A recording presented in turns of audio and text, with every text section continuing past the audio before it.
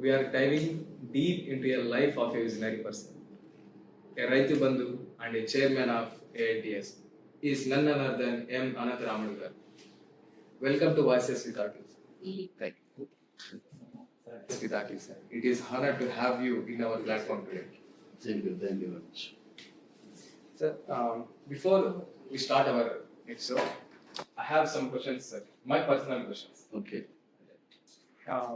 మీరు మిమ్మల్ని చూసి అబ్జర్వ్ చేస్తుంటా కాలేజ్లో మీరు ఎప్పుడు ఇంత స్టిఫ్గా అంత పర్ఫెక్ట్గా ఎలా నడుస్తుంటారు సార్? 80 ఏళ్ళు వయసు వచ్చింది మీకు, కానీ మీరు 25 ఏళ్ళ వయసు అబ్బాయిలాగా డాన్స్ చేయగలుగుతున్నారు, మాట్లాడగలుగుతున్నారు, వాక్ చేయగలుగుతున్నారు. ఇది ఎలా సాధ్యం సార్ మీకు? ఇది ఆరోగ్య సూత్రాలు పాటించడంలో ఉన్నాయి. నేను ప్రతిరోజు పొద్దున్నే ఎక్సర్సైజ్ చేస్తాను, తర్వాత యోగా చేస్తాను, ఎండలో వాకింగ్ చేస్తాను. ఇవన్నీ చేసిన తర్వాతనే నేను ఫుడ్ తీసుకుంటాను. ఫుడ్ కూడా లిమిటెడ్ ఫుడ్, 3 టైమ్స్ కూడా, మార్నింగ్ టిఫను, మధ్యాహ్నం అన్నిటికి cup of meals, evening snacks, night only 1 chapati. ఒక చపాతి మాత్రమే, రైస్ ఏమి తిన్నారు? Rice fruits and another question, మీకు రైతు బంధు అనేది ఒక బిరుదు వచ్చింది సార్, అది ఎలా వచ్చింది మీకు? రైతు బంధు అనేది నేను చేసే సర్వీస్లో నాకు పేరు రావాలని నేను ఎప్పుడు ఊహించలేదు. అనుకోకుండా నేను చేస్తా ఉండేటువంటి రైతు సేవల గురించి తెలుగు 1 ఛానల్ రవిశంకర్ అని ఆయన వచ్చేసి హైదరాబాద్లో మీటింగ్ పెట్టాడు. ఆ మీటింగ్కు గెస్ట్గా చంద్రబాబు నాయుడు, ఎన్వి రమణ, చిన్నజీవి స్వామి, మురళీ మోహను, తదితరులు అందరినీ, నరసింహప్ప, ఆర్ఎస్ అందరినీ పిలిచారు. నన్ను కూడా అక్కడికి గెస్ట్గా పిలిచారు. ఆ రోజుల్లో నేను చాలా బిజీగా ఉండేవాడిని ఇక్కడ నా హోటల్లో, నేను రాలేదని చెప్పాను. తర్వాత ఆ ఛానల్ ఓనర్ రవిశంకర్ గారు పర్సనల్గా ఫోన్ చేసి, సార్ మీ హిస్టరీ నాకు బాగా తెలుసు, మీరు బొప్పాయ అనే కొత్త పంట తెచ్చిపెట్టి మన ఆంధ్ర జిల్లాకు రోజు 150 లారీలు ఢిల్లీకి చేర్చిపోయేటట్టు చేసినటువంటి వ్యక్తి మీరు రావాలా, మీకు రైతు బంధు అవార్డు ఇచ్చే తీరాలని నేను అనుకొని ఒక పట్టుదలగా పిలిచాను. సార్ మీరు తప్పనిసరిగా రావాల్సింది నేను రిక్వెస్ట్ చేస్తే, సరే ఆ రిక్వెస్ట్ పై నేను వెళ్ళాను అక్కడికి వెళితే మన సీఎం గారు ఉన్నారు, తర్వాత నరసింహప్ప గారు ఉన్నారు, చిన్నజీవి స్వామి, ఎన్వి రమణ, మురళీ మోహన్, ఇలా ఒక 10-15 మంది పైన అంతా స్టేజ్ పైన ఉన్నారు. నన్ను ఇన్వైట్ చేస్తే స్టేజ్ పైన ఉన్నాను. పెట్టిన తర్వాత మన చంద్రబాబు గారు ఏఐ గురించి, ఆర్టిఫిషియల్ ఇంటెలిజెన్స్ గురించి ఒక 1/2 అవర్ మాట్లాడినాడు. మాట్లాడిన తర్వాత నేను పండ్ల తోటల రైతుల ప్రణాళిక అని 8 పాయింట్ల రిక్వెస్ట్తో ఆ ప్రణాళిక ఇచ్చి ఆయనతో ఆవిష్కరించినాను. ఆ ఆవిష్కరించేటప్పుడు ఈ కాలేజీ బాగుందా అని అడిగాడు ఆయన. బాగుంది సార్ అని చెప్పాను. మీరు ఏమేమి చేస్తున్నారు కాలేజీ అంటే, మీరు ఇందాక చెప్పినారు కదా ఏఐ, ఆర్టిఫిషియల్ ఇంటెలిజెన్స్ గురించి ఒక అర్ధగంట మీరు మాట్లాడినారు.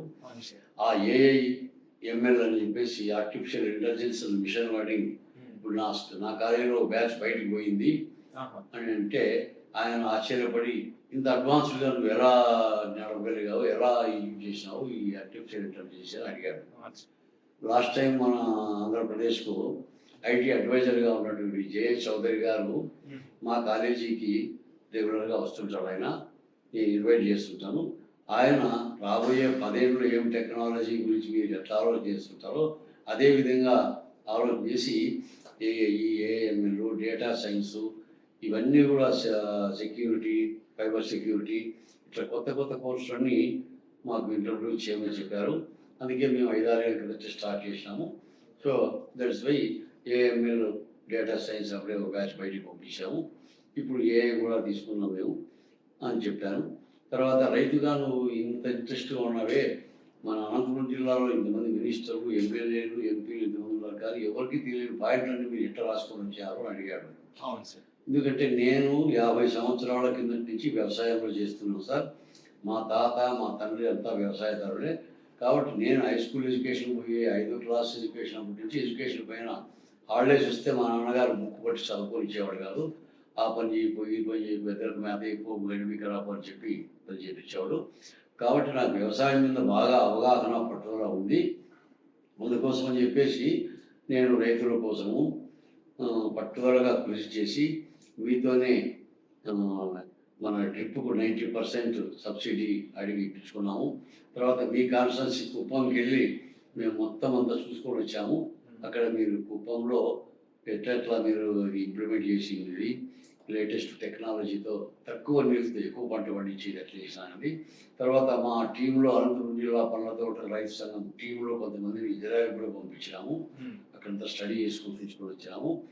నేను నిత్యము వ్యవసాయం గురించి విద్యార్థులు ఉన్నట్టే సార్. నేను ఎంత బాగా మంచి పంటలు పండించినా ఇంకా కొత్త కొత్త ఆలోచనలు మీరు ఎట్లయితే ఆంధ్రప్రదేశ్ గురించి ఆలోచన చేస్తారో నేను అనంతపురం జిల్లా రైతుల గురించి ఆలోచన చేసి చేసి చేసి ఎప్పటికీ ఈ రైతుల డెవలప్మెంట్ కోసం చేస్తూ ఉంటాను. అందుకని నేను దీంట్లో సక్సెస్ కాగలిగానని చెప్తే అప్పుడు నాకు రైతు బంధు అవార్డు ప్రకటించినారు. ఆ రోజు పురస్కారం చేసి నాకు సేవలు చెప్పి సన్మానం చేసి చిన్నజీవి స్వామి గారు, తర్వాత ఎన్వి రమణ గారు, మురళీమోహన్ గారు వీళ్ళంతా కూడా నాకు సన్మానం చేసి రైతు బంధు అవార్డు ఇచ్చారు. ఆ రోజు మీరు అనంతలక్ష్మి ఇన్స్టిట్యూట్ కట్టారు సార్. అది దాని యొక్క వెనక ఉన్న కారణం తెలుసుకోవచ్చా? నేను ఎప్పుడూ రైతు గురించి ఎక్కువ ఆలోచన చేస్తుంటాను. రైతు గురించి ఆలోచన చేసి రైతుల యొక్క ఫైనాన్స్ పొజిషన్ మార్చగలిగాను. కానీ రైతుల పిల్లల గురించి మళ్ళీ ఆలోచన పడింది నాకు. ఎందుకంటే మా నాన్న కానీ మా తాత కానీ అన్నదానం అనేది విస్తారంగా చేసేవాళ్ళు. ఎవరు ఆకలికొని వచ్చినారన్నా తోట దగ్గరికి వచ్చినా ఇంటి దగ్గరికి వచ్చినా కడుపుని అన్నం పెట్టి పంపించేవాళ్ళు. మా తాత కానీ మా నాన్న కానీ కొత్త వ్యక్తులు వస్తే అలాగే నేను కూడా సరే మంచిది అనుకునేవాడిని. అప్పట్లో వాళ్ళు చెప్పారు అన్నదానాన్ని మించిన దానం లేదు అని చెప్పేవారు. నేను కూడా ఇంతవరకు అదే నమ్మి అన్నదానంలో ఇప్పుడు మన హాస్టల్ ఉంది, కాలేజీలోనే హాస్టల్ ఉంది.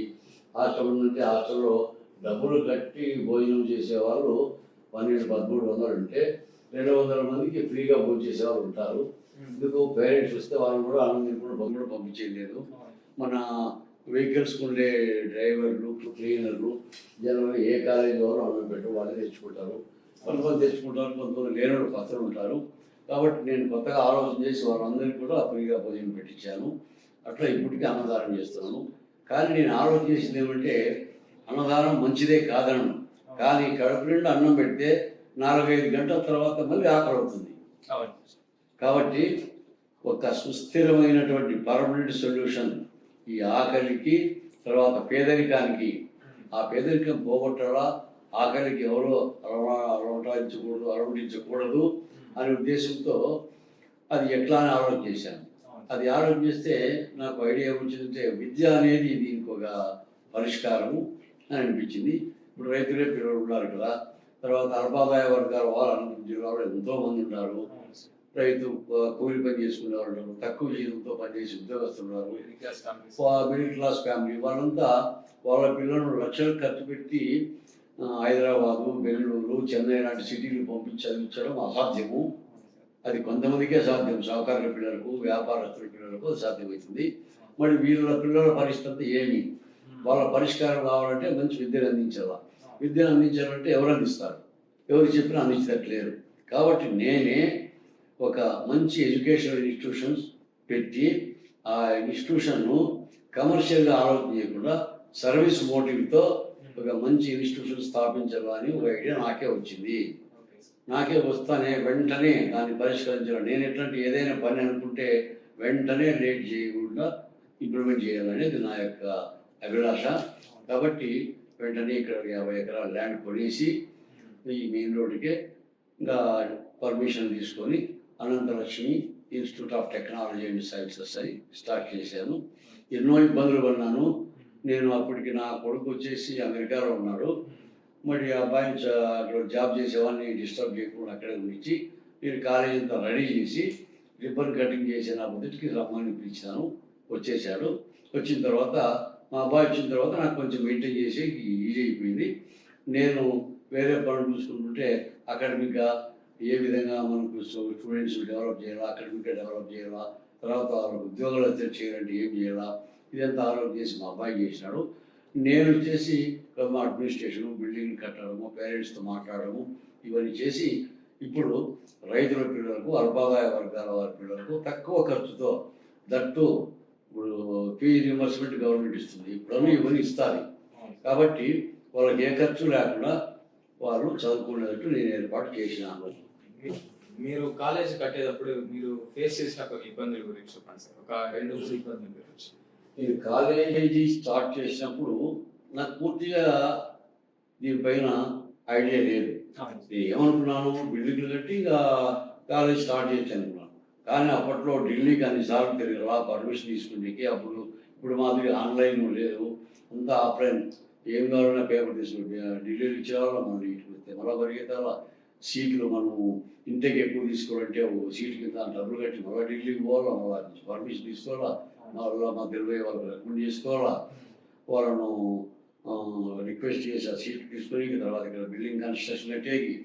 అందులో అప్పుడు ఫైనాన్స్ పొజిషన్ బాగా ఇబ్బంది కావడేది నాకు. అప్పుడు మన బ్యాంకుల చుట్టూ తిరిగి బ్యాంకు లోన్లు తీసుకొని మరి కొంతమంది మా బంధువులు దగ్గర డబ్బులు ఉండే వాళ్ళ దగ్గర పోయి రిక్వెస్ట్ చేసి మీకు మళ్ళీ నేను ఒక 6 నెలలు సంవత్సరం ఇస్తానని చెప్పి అప్పుడు కొంత డబ్బు తెచ్చుకొని కన్స్ట్రక్షన్ చేసి లేబర్లందరినీ వాచ్ చేసుకొని ఇలాగ నానాకు తిప్పలు నేను బాగా ఇబ్బంది పడినాను. జీవితంలో నేను ఎప్పుడూ అంత టెన్షన్ ఫీల్ కాలేదు, కానీ అప్పుడు ఫీల్ కావాల్సి వచ్చింది. అయినా నేను దేనికి భయపడకుండా ముందుకు సాగుతూ నా యొక్క పట్టుదలతో, కృషితో, ఇతరుల సహాయంతో, యూనివర్సిటీలో ఉండే ప్రొఫెసర్లు అట్లా వాళ్ళు నాకు కొంచెం గైడెన్స్ కూడా ఇచ్చి బాగా హెల్ప్ చేసినారు. వాళ్ళ సహాయ సహకారాలు తీసుకొని నేను సక్సెస్ కాగలిగాను. ప్రతి ఒక్కరు మీ అవార్డ్స్ గురించి, మీ పేరు ప్రఖ్యాతుల గురించి మాట్లాడతారు, కానీ ఇప్పుడు మీ పర్సనల్ లైఫ్ గురించి మీరు ఇప్పుడు చాలా తక్కువగా షేర్ చేసుకున్నారు. మీ పర్సనల్ లైఫ్ ఎలా ఉంటుంది? ఇక్కడైతే చైర్మన్ గా ఉంటారు కాలేజ్లో, బయట తోటలోకి వెళ్తే ఒక రైతుగా ఉంటారు. మీరు ఇంట్లో ఎలా ఉంటారు సార్? ఇంట్లో కామన్ మ్యాన్గా ఉంటాను. నేను అందరితో ఫ్రీగా మాట్లాడతాను. నా కొడుకు, కోడలు, మనవరాలు, నా భార్య, ఇంట్లో పని మనుషులు కూడా నేనంటే అంత లైక్ చేస్తారు. కారణం ఏంటంటే వాళ్ళ బాగోగులు గుర్తుతాను. నేను నా చుట్టూ సమాజము, మన ఇంట్లో పనిచేసేవారు కానీ, మన ఇన్స్టిట్యూషన్లో పనిచేసేవారు కానీ, మన తోటలో పనిచేసేవారు కానీ అందరికీ సమానమైనటువంటి ప్రేమను పంచుతాను. వాళ్ళ నీడ్స్, అవసరాలు ఏముండే వాళ్ళకి అనేటివి కూడా నేను అన్నీ తెలుసుకొని వాళ్ళకి కావాల్సినవన్నీ నేను సప్లై చేస్తూ ఉంటాను. పర్సనల్గా కూడా నన్ను అభిమానిస్తారు. నేను ఎక్కడ డిగ్నిటీ మెయింటైన్ చేసే అలవాటు నాకు లేదు. నేను కామన్ మ్యాన్గా ఉంటాను. ఇంట్లో కొంతమంది నేను ఇంట్లో ఉంటే నేను పంచి కట్టుకొని ఏదో యోగా చేసుకుంటా, పని చేసుకుంటా, తిరుగుకుంటూ ఉంటే కొంతమంది ఎవరైనా పెళ్లి పత్రికలు ఇచ్చేకి దానికి తిరిగి మా బంధువులు వస్తారు. వాళ్ళు వస్తానే పెట్టి నేను పోయి కనిపిస్తే చూసి కిందకి పైకి చూసి ఏమమ్మా ఇంత సింపుల్గా ఉండవు అంటే, మనిషి జీవితం ఇంత సింపుల్గా ఉండడం నాకు ఇష్టము. నేను జలసాలు, దర్పాలు, దౌర్జన్యము, తర్వాత ఏదో డాంబికము చూపడం నాకు ఇష్టం లేదు. నేను ఎక్కడుంటే కామన్ మ్యాన్గా ఉంటాను. ఎక్కడుంటే అక్కడ ఇప్పుడు కాలేజీలో కూర్చుంటే ప్యాంటు షర్ట్ వేసుకొని నీట్గానే ఉంటాను. మరి తోటలోకి పోతే రైతు మాదిరి వంగి వేసి పని చేసుకుంటూ ఉంటాను. ఇంట్లో ఉంటే అందరితో సమానంగానే ఉంటాను. అంతేగాని నేను ఏదో గొప్ప అనిపించేది నాకు నా లైఫ్లో లేదు, నాకు ఆ ఆలోచన కూడా లేదన్నమాట. స్టూడెంట్ వచ్చినా, ఒక ఫ్యాకల్టీ వచ్చినా ఫ్రీగా కూర్చోని మాట్లాడతాను తప్ప నేను ఒక గ్రేట్ అని వాళ్ళు నాకంటే తక్కువ నేను ఎప్పుడు చూడను. అది నా అలవాటు. మీరు చెప్పారు కదా, కాలేజీ కట్టే సమయంలో చాలా టెన్షన్స్ తీసుకున్నాను, చాలా ఇబ్బంది పడ్డాను. ఆ సమయంలో మీరు ఫ్యామిలీకి తక్కువ టైం ఇస్తున్నాను అని ఎప్పుడైనా బాధపడ్డారా? నేనేమంటే నా యొక్క బాధ్యత ఏంటి, నా యొక్క బరువు ఏంటి, బాధ్యత ఏంటి, నేను చేయవలసిన పనులేంటి అని నా ఇంట్లో ఉన్న ఫ్యామిలీ మెంబర్స్ కూడా వీలైతే దీన్ని పరిష్కరించేకి ఇక్కడ ఈ వైపు మళ్ళిస్తాను. కానీ నేను టైం అంతా ఫ్యామిలీతో గడపడం కానీ, ఒక క్లబ్లు పోయి గడపడం కానీ, ఇంకా బంధువులింట్లో పోయి గడపడం కానీ నాకు ఏ క్వశ్చన్ రాదు. ఈరోజు కూడా నేను ఎక్కడే కానీ ఈ వయసు కూడా 5-10 నిమిషాలు ఎక్కడా టైం వేస్ట్ చేయను. ఎంతసేపు ఉన్నా వర్క్లో ఎంజాయ్ చేస్తాను. నా సంతోషం ఎక్కడ ఉంటుందంటే వర్క్లోనే ఉంటుంది. అంతేగాని నేను ఎక్కడో చోటు పోవాలా, అది చేయాలి, ఇది చేయాలి లేదు. ఇప్పుడు నేను ఒక ఫంక్షన్కి ఏదైనా పోతే అర్ధగంట, గంట కంటే ఎక్కువ ఉన్నాను అక్కడ కూడా. ఆ ఫంక్షన్ చూసుకోవడం, మళ్ళీ నా డ్యూటీకి రావడం. నేను పొద్దున 6:30 వేస్తే రాత్రి 10:30 పడుకునేంత వరకు ఏదో పని చేసుకుంటూనే ఉంటాయి, కానీ ఊరికే రిలాక్స్ మాత్రం ఉండే నాకు అలవాటే లేదు. తర్వాత మీ అబ్బాయి అన్నారు రమేష్ నాయుడు సార్ గారు, మీ ఇద్దరిని చూసారు సార్ కాలేజీలో చాలా సార్లు అబ్జర్వ్ చేస్తుంటారు. పక్కన కూర్చుంటారు, చేయి కనుక్కుంటారు, జస్ట్ లైక్ మీరు ఫ్రెండ్స్ లాగా మాకు కనపడతారు. కానీ మీ ఇద్దరి మధ్య రిలేషన్ ఎలా ఉంటుంది ఇంట్లో? కానీ మీ అబ్బాయి ఫారెన్ వెళ్ళే అన్నారు, అప్పుడు మీరిద్దరు ఎలా మాట్లాడుకునేవాళ్ళు?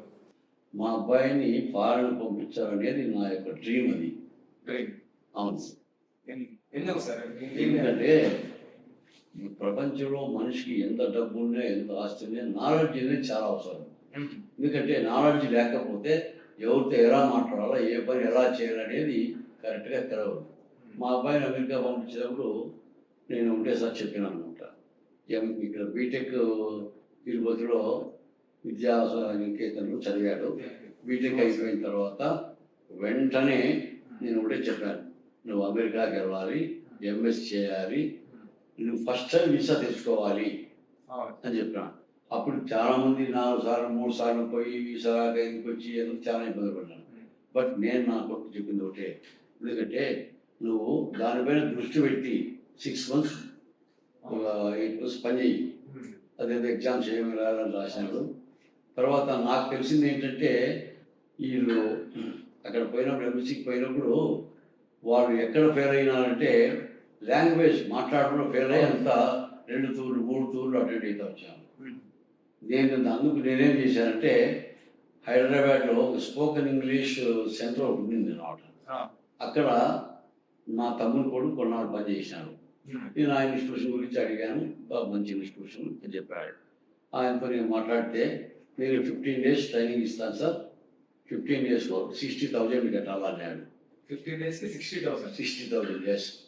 నేను చెప్పాను, అయ్యా నువ్వు 60,000 అడుగుతున్నావు. నేను నా కోరిక ఏంటంటే మా అబ్బాయి నీ దగ్గర 15 days స్పోకెన్ ఇంగ్లీష్ ట్రైనింగ్ అయిపోతానే అమెరికాలో 40-50 ఏళ్ళ కిందట పోయి సెట్ అయిన మా బంధువులు ఉన్నారు, వాళ్ళతో నువ్వు ఇంగ్లీష్లో మాట్లాడచ్చు. మా అబ్బాయి ఫ్రీగా వాళ్ళతో మాట్లాడేటట్టు నువ్వు తయారు చెయ్యి. 15 daysకు 60,000 చాలా ఎక్కువే, బట్ నాకైతే నీకు 60 కాదు, ఇంకో 10,000 ఎక్స్ట్రా ఇస్తాను నీకు. అమెరికన్ లాంగ్వేజ్ ఇంగ్లీష్ అమెరికా వాళ్ళు ఎట్లా మాట్లాడుతూ అట్లా మన వాళ్ళు మాట్లాడతాను, తయారు చేయాలను చేస్తే నేను 60,000 ఇచ్చి మళ్ళా 10,000 నేను ఎక్స్ట్రా కూడా నీకు ఇస్తాను, నా తృప్తి కోసం, నీ డిమాండ్ కాదు అని చెప్తే అన్నాను. సార్ తప్పకుండా తయారు చేస్తాను సార్ అన్నాడు. మా వాడికి కూడా చెప్పినాడు, టేక్ ఇంట్రెస్ట్ తీసుకొని 15 daysలో నువ్వు అమెరికన్స్తో వాళ్ళ టైప్లో, నాకు ఇంగ్లీష్ వచ్చు కానీ నేను వాళ్ళతో మాట్లాడలేను, ఆ స్పీడ్ మాకు రాదు, నువ్వు అట్లా తయారు కావాలని చెప్పి మా వాడికి పంపించాను. 15 days టైం తీసుకున్నాడు. అమెరికా 2 ముగ్గురితో మాట్లాడించినాను, ఎక్కడ మిస్టేక్ లేకుండా 2 ముగ్గురితో స్పీడ్ ఇంగ్లీష్ చాలా బాగా మాట్లాడినాడు. దెన్ నాకు కాన్ఫిడెన్స్ వచ్చింది, వీసా అట్ ఏ టైం వస్తుంది రే మార్నింగ్కి అని. బట్ మళ్ళీ 60,000 ఇచ్చేసి 10,000 ఎక్స్ట్రా అయిపోతే అతను తీసుకోలేదు. లేదు సార్ మీకు నమ్మకం కలగాలని సరేనా నాకొద్దు, నేను అడిగినంత ఇచ్చారు, మీరు మళ్ళీ ఎక్స్ట్రా నేను తీసుకోండి సార్ అని తీసుకోలేదు. అమెరికా వచ్చేసి ఇక్కడ లేదు, మనకు మద్రాసులో ఉండింది, అక్కడికి పోయినాము. ఇంగ్లీష్లో వాళ్ళతో మాట్లాడి నేను పక్కన ఉన్నాను. ఆ రోజు అలో చేయరు కొంతమందిని, కానీ నన్ను అలో చేశారు. నేను ఇంట్రెస్ట్ వచ్చిన I have to see, I have to observe ఈ చెప్పేసి రిక్వెస్ట్ తీసుకుంటే అక్కడ officials okay sir you can sit 2 days కూర్చోబెట్టాను. నన్ను కూడా మా అబ్బాయి అవతల క్లాస్ అవతల వాళ్ళు ఉంటారు, యువతల స్టూడెంట్ ఉంటాడు, వాళ్ళు ఇంగ్లీష్లో మాట్లాడడానికి యువత గిరపడుతుంది అంతే, మనిషి కనపడదు. అట్లా 4-5 క్వశ్చన్స్ చేస్తే 4-5 క్వశ్చన్స్కు టక్ టక్ టక్ రిప్లై ఇచ్చాను. ఒక క్వశ్చన్ సరిగా వీనికి వినపడలేదేమో, వాళ్ళు క్వశ్చన్ వస్తే వాడన్ అన్నాడు, వెంటనే వాళ్ళు రిపీట్ చేసినారు, వెంటనే ఆన్సర్ ఇచ్చాడు. సెలెక్ట్ అయిపోయినాడు. ఫస్ట్ టైం సెలెక్ట్ అయిపోయిన తర్వాత ఇంకా అమెరికాకు పోయేందుకు హైదరాబాద్ పోయి వాళ్ళకి కావాల్సినవన్నీ కొనిచ్చి, మా అబ్బాయి అంటే నేను ఎట్లున్నానంటే తండ్రి కొడుకులే మేము, కానీ చాలామంది తండ్రులు పిల్లలు భయపెడుతుంటారు, నన్ను చూస్తే భయపడాలో అట్లా ఇట్లా అంటారు, నేను అది ఒప్పుకోను. ఫ్రీగా ఫ్రెండ్లీగా మాట్లాడుతూ ఉండాలా, అవసరమైనప్పుడు మాత్రమే మన డిగ్నిటీ చూపాలి. నేను ఫాదర్ సన్ అనే డిగ్నిటీ అక్కడ చూపాలి. కదమా టైం అంతా ఫ్రీగా ఉండదు, ఫ్రెండ్లీగా ఉంటారు. ఉంటే వాళ్ళు ఏ కష్టం వచ్చినా మనకు చెప్తారు, ఆ ఫ్రెండ్లీ ఉండే దానివల్ల. అదే సీరియస్గా ఉంటే వాళ్ళకి ఏదైనా ఇబ్బంది వస్తే చెప్పలేదు, భయపడతారు. మా నాన్న ఏమంటాడు వాళ్ళు, నేను ఏమన్నా అనేది అట్టు ఫ్రెండ్లీగా ఉంటే వాళ్ళకి ఏ ఇబ్బంది వచ్చినా నాకు చెప్తారు, ఆ ఇబ్బంది ఇమీడియట్గా సాల్వ్ చేస్తాను నేను. కాబట్టి అది పిల్లలతో మనం ఫ్రెండ్లీగా ఉండడం చాలా మంచిదని నా అభిప్రాయం. కొంతమంది ఒప్పుకోవచ్చు, బట్ నేనైతే అదే నమ్ముతా. అది నేను పర్సనల్గా కూడా ఎక్స్పీరియన్స్ చేసుకున్నా సార్. ఇప్పుడు ప్రస్తుతం మా నాన్న అంటే మాకు భయం ఉంది సార్, కానీ ప్రతి ఒక్క ఏమన్నా ఇబ్బంది వచ్చినా కానీ, ఏమన్నా ఇట్లా ప్రాబ్లమ్ సంథింగ్ వచ్చినా కానీ నన్ను మా డాడీ దోస్త్ అని పిలుస్తారు సార్. ఫ్రెండ్ అని పిలుస్తాడు మా డాడీ. క్యా దోస్త్ క్యా కర్ రहा है అంటాడు మా డాడీ. नहीं అబ్బు ऐसा वैसे बातचीत चल रही है ऐसा कर रहा है. అంటే ఫ్రెండ్లీగా ఉన్నప్పుడు మన ఫీలింగ్స్ కానీ మన ప్రాబ్లమ్స్ కానీ ప్రతి ఒక్కటి మన పేరెంట్స్ షేర్ చేసుకోవచ్చు. నా కొడుకు కానీ కోడలు కానీ నా భార్య కానీ నా కూతుర్లు కానీ మా అల్లుళ్ళు కానీ ఎవరు వచ్చినా ఫస్ట్ జంపుతారు. నేను కూర్చోంటే కూర్చునేది నేను ఫస్ట్ చిడవని చేయ అని చెప్తాను. ఎందుకంటే మనం సమానం కూర్చున్నాం. భయము భక్తి కావచ్చు, గౌరవం ఉండాలి. గౌరవం మనసులో ఉంటుంది. నేను వచ్చినానంటే కాలేజీలో నా కొడుకు సీట్లో కూర్చుంటే ఇంకా ఎంతమంది ఉన్నామని పోతానే అందరూ లేస్తారు, నా కొడుకు లేచి నిలబడతాడు. అది అది ఫార్మాలిటీ ప్రకారం ఉండాల్సింది. తర్వాత మాట్లాడే విషయం వస్తే ఫ్రీగా మాట్లాడుకుంటాం. ఇది చేస్తే ఎట్లా, అది చేస్తే ఈ ఇబ్బంది వస్తుంది, ఈ ఇబ్బంది వస్తే మనం ఎట్లా సాల్వ్ చేయాలా, ఇట్లా మేము ఫ్రెండ్లీగా మాట్లాడుకుంటాం. నేను స్మోకర్, నాకు స్మోకింగ్ హ్యాబిట్ ఉంది. నాకు సిగరెట్లు అయిపోతే ఎవరు లేకపోతే సిగరెట్ లేకపోవడం అని చెప్తే వాడిపై తీసుకుంటాడు. అలాంటి టైంలో కొంతమంది పక్కన చూసి నీ కొడుకు సిగరెట్లు ఏమంటాడు అంటే దానికేమో తెసరి తేకుండా అంటే అలా కొడుకు చెప్పకూడదు కదా అట్లా అంటే అదేం లేదు.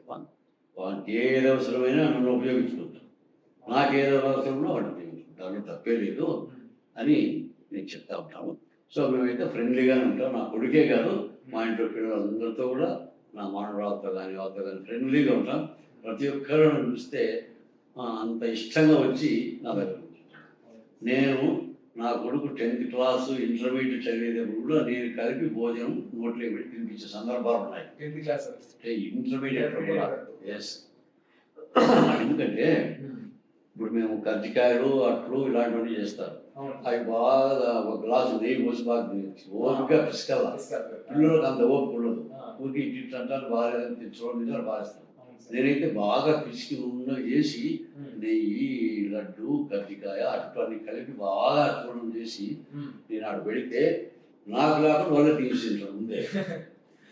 అంటే అంత టేస్టీగా నేను చేస్తానని చేస్తాను. కాబట్టి అదే పనిగా అలాంటి ఫుడ్ పెట్టాను. నాన్న ఎట్లానన్నా కొంచెం కనిపిస్తానన్నా అని నా కూతురు పిలుస్తారు, నా కొడుకు పిలుస్తారు. ఇప్పటికి కూడా నా మనవరాలు కొంత ఉంటే కలిపి పిలిపిస్తాను తింటారు.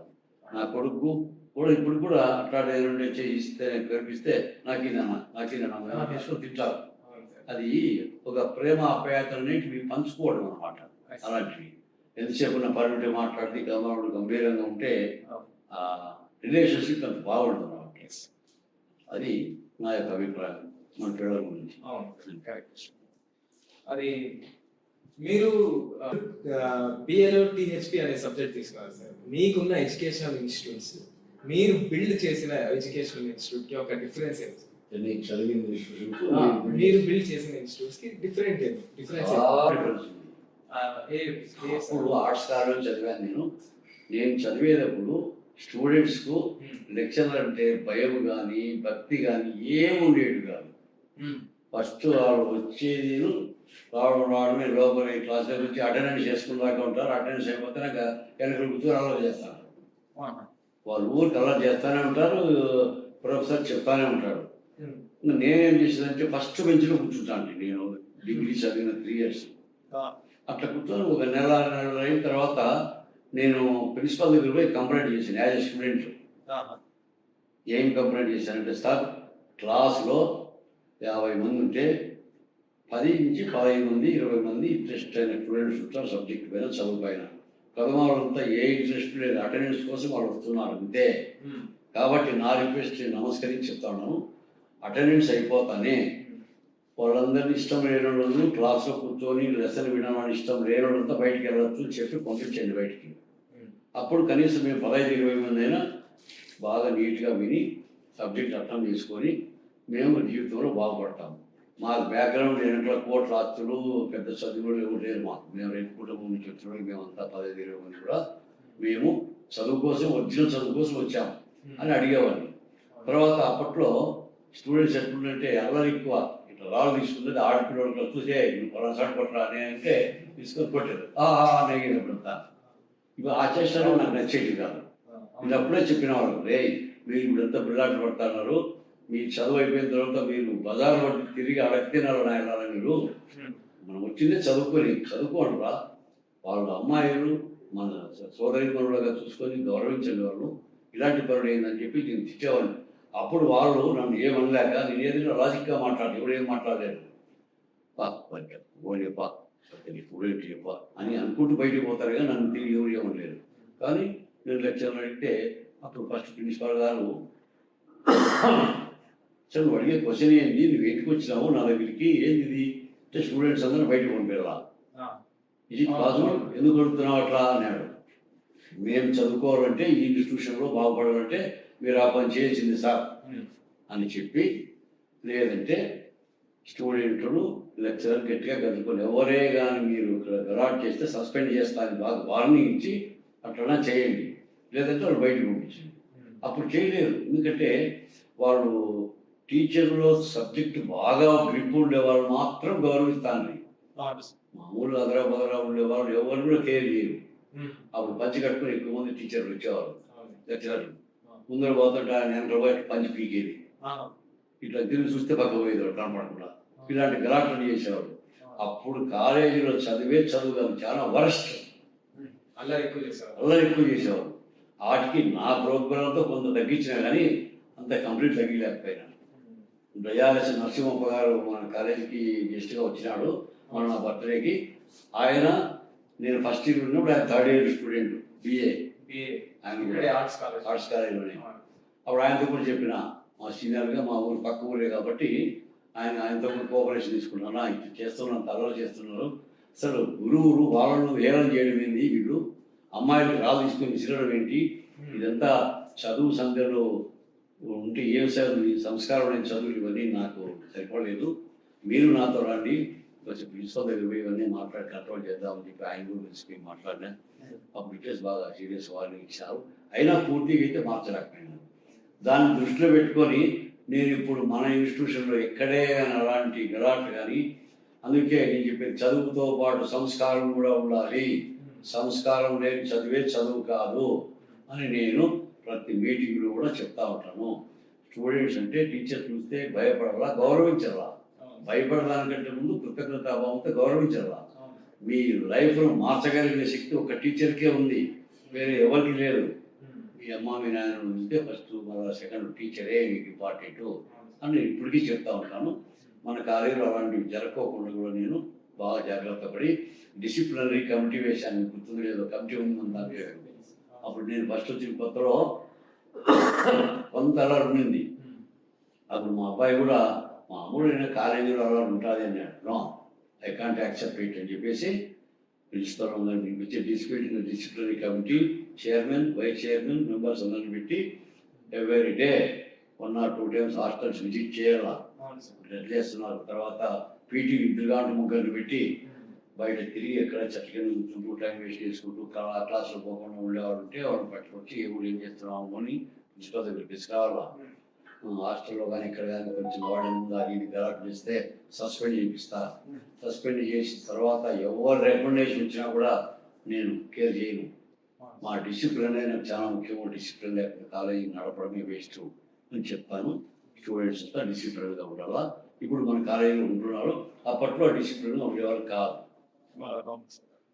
ఇంకొక విషయం అంటే నేను మన కాలేజీలో అబ్జర్వ్ చేసేది, మన కాలేజ్ పేరు అనంత లక్ష్మి. మన కాలేజీలో అనంత రాముళ్ళ కన్నా అనంత లక్ష్మిలు ఎక్కువ ఉన్నారు. దానికి కారణం ఏంటి?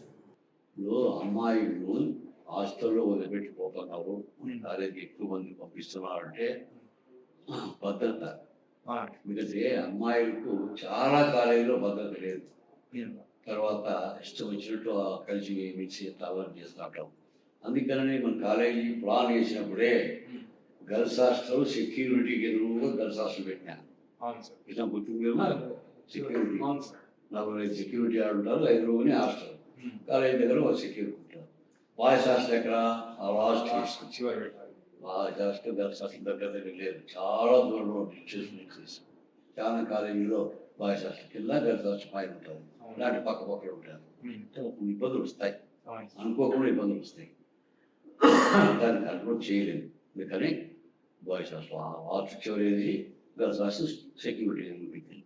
తర్వాత మన కాలేజీలో కొంతమంది గర్ల్స్ కాలేజీ ఏమో ఇది అనుకుంటారు, అమ్మాయిలు ఎక్కువ ఉన్నారు.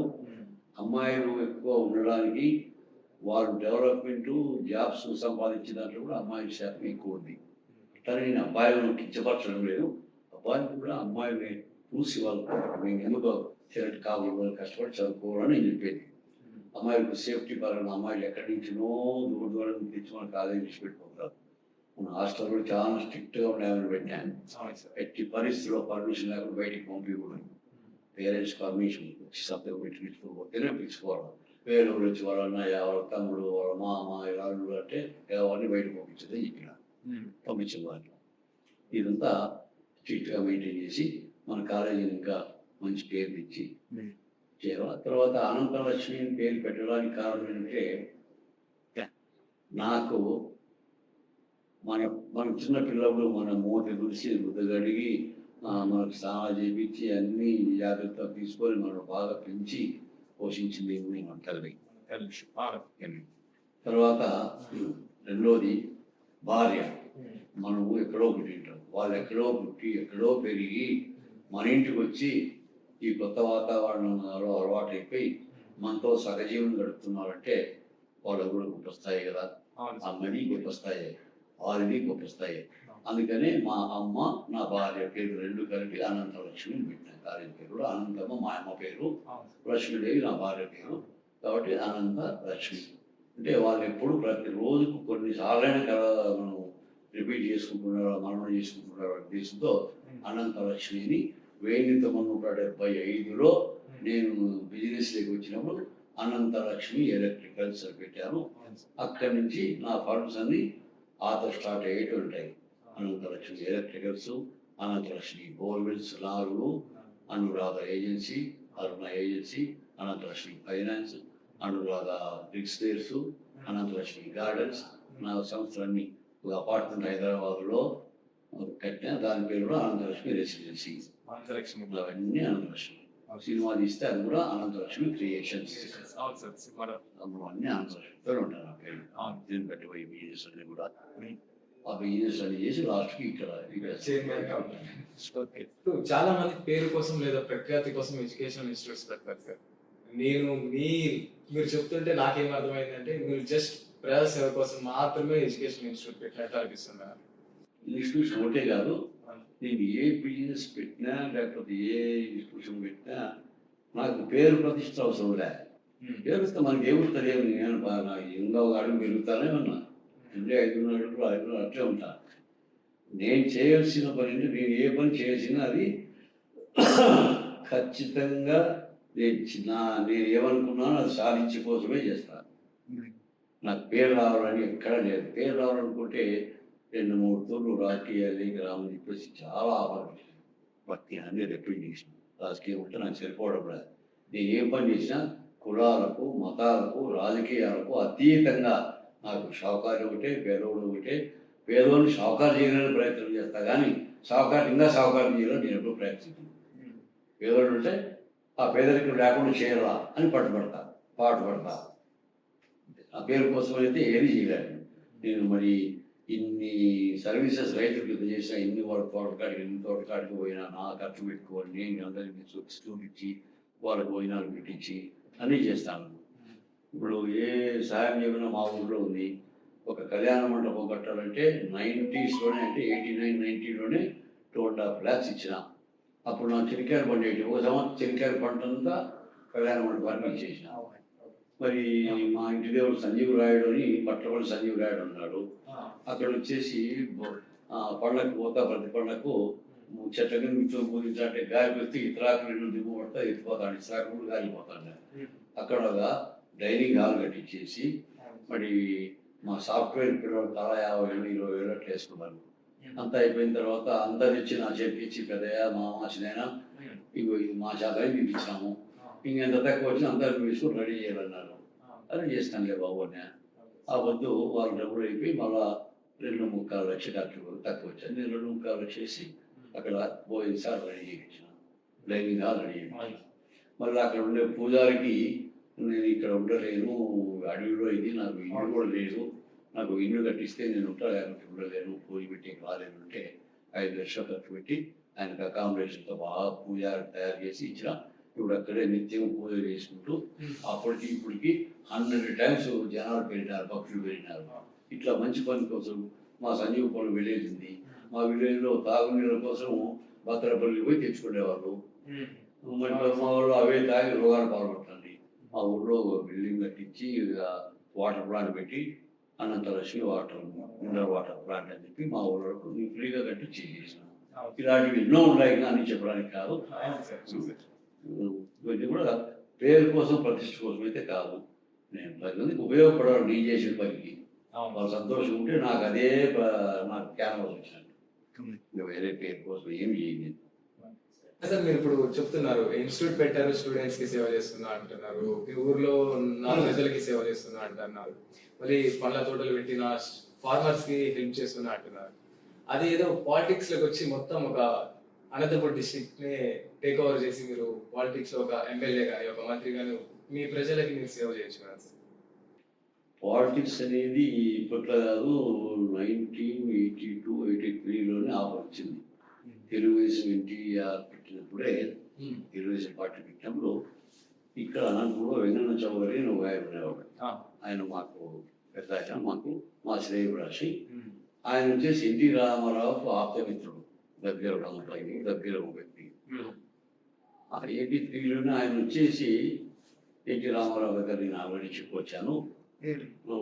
అంటే ఆయన అడిగాడు, మీ ఆప్తులు మీ వాళ్ళు మంచి క్యాండిడేట్ ఎవరైనా స్వార్థం లేకుండా ఉండేవాడు ఎవరైనా ఉంటే చెప్పు చౌదరి, టికెట్ ఇచ్చేద్దాం కొట్టి బాగా సేవ చేయాలి, వాళ్ళ సేవలు ఉపయోగించుకున్నాం చెప్పినాము.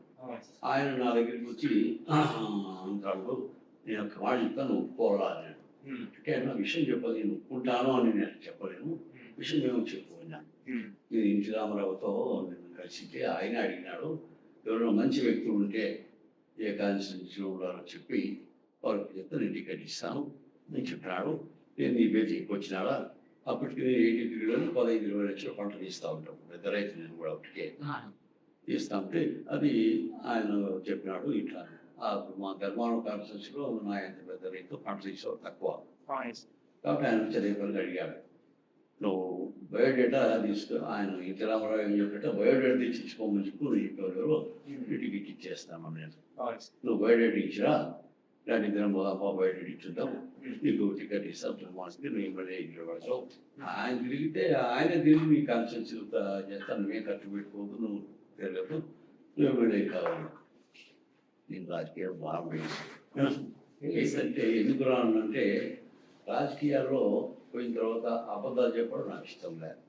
తర్వాత ఊరికి అది చేస్తాను ఇది చేస్తాను చెప్పడం కానీ, తర్వాత నేను అప్పుడు ఏంటంటే నా బిజినెస్ మీకు ఉన్నాయి, నా బిజినెస్లు తర్వాత రైతుల కోసం నేను కష్టపడేటివి నా వ్యవసాయాన్ని చూసుకునేకి అప్పుడు ఉన్నాయి. నేను ఒప్పుకోలేదు. ఒప్పుకోకపోతే నేను అక్కడ పోతే రాజకీయాలకు ఇవన్నీ ఎవరు చేస్తాను నేను పోలేదు. మీరు చెప్పినట్టు జిల్లా కేంద్ర సీఎం చేసిన చూడా మీరు రాజకీయాలు ఉంటే అని చెప్తున్నాను. అప్పట్లో నాకు ఆ వ్యవహారం లేదు, నేను ఒప్పుకోలేదు. ఆయన ఏం చేశాడు, మా నాన్న దగ్గరికి పోయినాడు. మా నాన్నతో నేను చెప్పిస్తే ఒప్పుకుంటాను. మా నాన్న పేరు రాఘవ, ఆయన మా ఊరు ఇచ్చావు నాకు కాబట్టి పోతాను రాజంద్రి కూర్చోనంటే నమస్తే రామపన్న అని పోతాను. మా ఆయన షేకాన్ని తీసుకుంటాను. మా నాయన కొనమరావు షేకాన్ని తీసుకుంటాను తెలుసు, ఆయన నేర్పించాడు ఆయన. అట్లా పోతాను రా చదువు కూర్చోని మంచిగా కూర్చోబెట్టుకుంటే ఓ రోజు నాకు తిరిగి కూడా పోయినాను మా నాన్న దగ్గర. నేను మంచి పని చెప్తాను, నీ కొడుకు చెప్తే ఒప్పుకోలేదు, నువ్వు ఒప్పించావు పని నీ కొడుకు అన్నాడు. ఏం ఏడాది భూమి మనవాళ్ళు చెప్తాడా వందా అని మా నాన్న అడిగినాడు. వాళ్ళకి తెలిసింది అదే కదా, అప్పట్లో భూములు నీకేమన్నా చెప్తాడావా మా వాడు ఒప్పుకోలేదా అని అన్నాడు. భూమిగా భూమి నాకు మీ వారికి ఎమ్మెల్యే టికెట్ ఇప్పిస్తాను, ఎమ్మెల్యే ధర్మాల కాన్స్టిట్యూన్సీ కదా ఎమ్మెల్యే ఇస్తాడు అంటే ఏం లేదు. అప్పుడప్పుడు వచ్చి నిన్ను కూడా అడుగుతా ఉంటాం, చూడు ఓట్లు వేయి ఆవుగా గుర్తుకే అని ఓట్లు ఏమని అడుగుతా ఉంటాం కదా. అట్లా నీ కొడుకే ఒక క్యాండిడేట్ నిలబెట్టాము, అందులో నీ క్యాండిడేట్ నీ కొడుకే ఓటు వేస్తారు, ఎమ్మెల్యే ఇస్తారు. ఎమ్మెల్యే ఏం దాంతో మనకి ఏమించిపోయింది అన్నాడు. ఎమ్మెల్యే అయితే గవర్నమెంటే కారు ఇస్తుంది అన్నాడు. కారు మా వాళ్ళకి ఉంది కదా చదువు, ఇంకా రాకపోతే నాకు 4 వీలర్ ఉంది, 80లోనే 79లోనే ఉంది నాకు 4 వీలర్. కారు మనకి ఎట్లా ఉంది కదా అన్నాడు.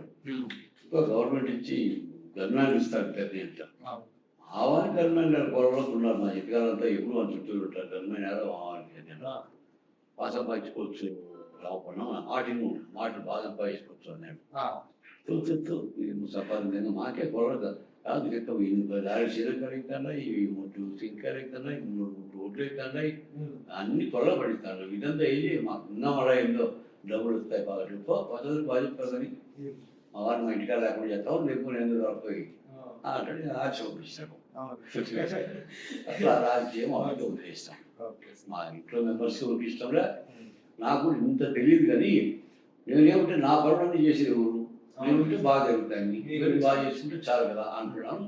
ఆ రాజకీయాలు పోతే అబద్ధాలు చెప్పేవి కొన్ని ఏదో అది ఇది టాటలు ఉంటాయి కదా అవన్నీ నాకు సరిపోవాలని ఉద్దేశిస్తాను. అవును సార్, మీ నాన్న వాళ్ళు మీ తాత వాళ్ళు కూడా ఫార్మింగ్ చేస్తారు సార్. మీరు BA THP చేశారు. మీరు ఎడ్యుకేషన్ సైడ్ వెళ్ళకుండా ఏదైనా గవర్నమెంట్ జాబ్ కానీ ఏమైనా ఇక్కడ జాబ్ చేయకుండా మీరు ఫార్మింగ్ సైడ్ ఎందుకు రావాలనిపించండి? నాకు నా డిగ్రీ అయిపోయిన తర్వాత జాబ్ వచ్చింది. కెనరా బ్యాంక్లో జాబ్ వచ్చింది.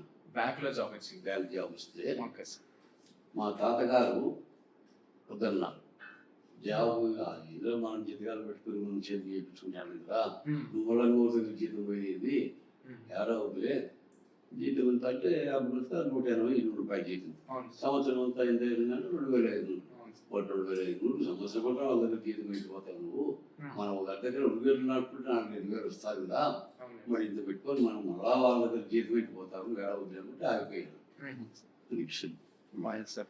ఇంకా ఫార్మింగ్ వచ్చేసి ఎందుకు వచ్చినానంటే ఇంకా జాబ్లే పోలేదు కాబట్టి ఫార్మింగ్ చేసుకుంటున్నాను. బట్ ఫార్మింగ్ గురించి మాట్లాడితే మనం తోటలోకి వెళ్దాం పండి ఎందుకంటే ఆ ఎన్విరాన్మెంట్ చల్లని గాలి ఆక్సిజన్ పీల్చుకుంటూ బాగా కూర్చొని మాట్లాడుతూ అక్కడికి వెళ్దాం. ఓకే సరే సార్. మీరు చాలా బిజినెసెస్ చేసి ఉంటారు సార్.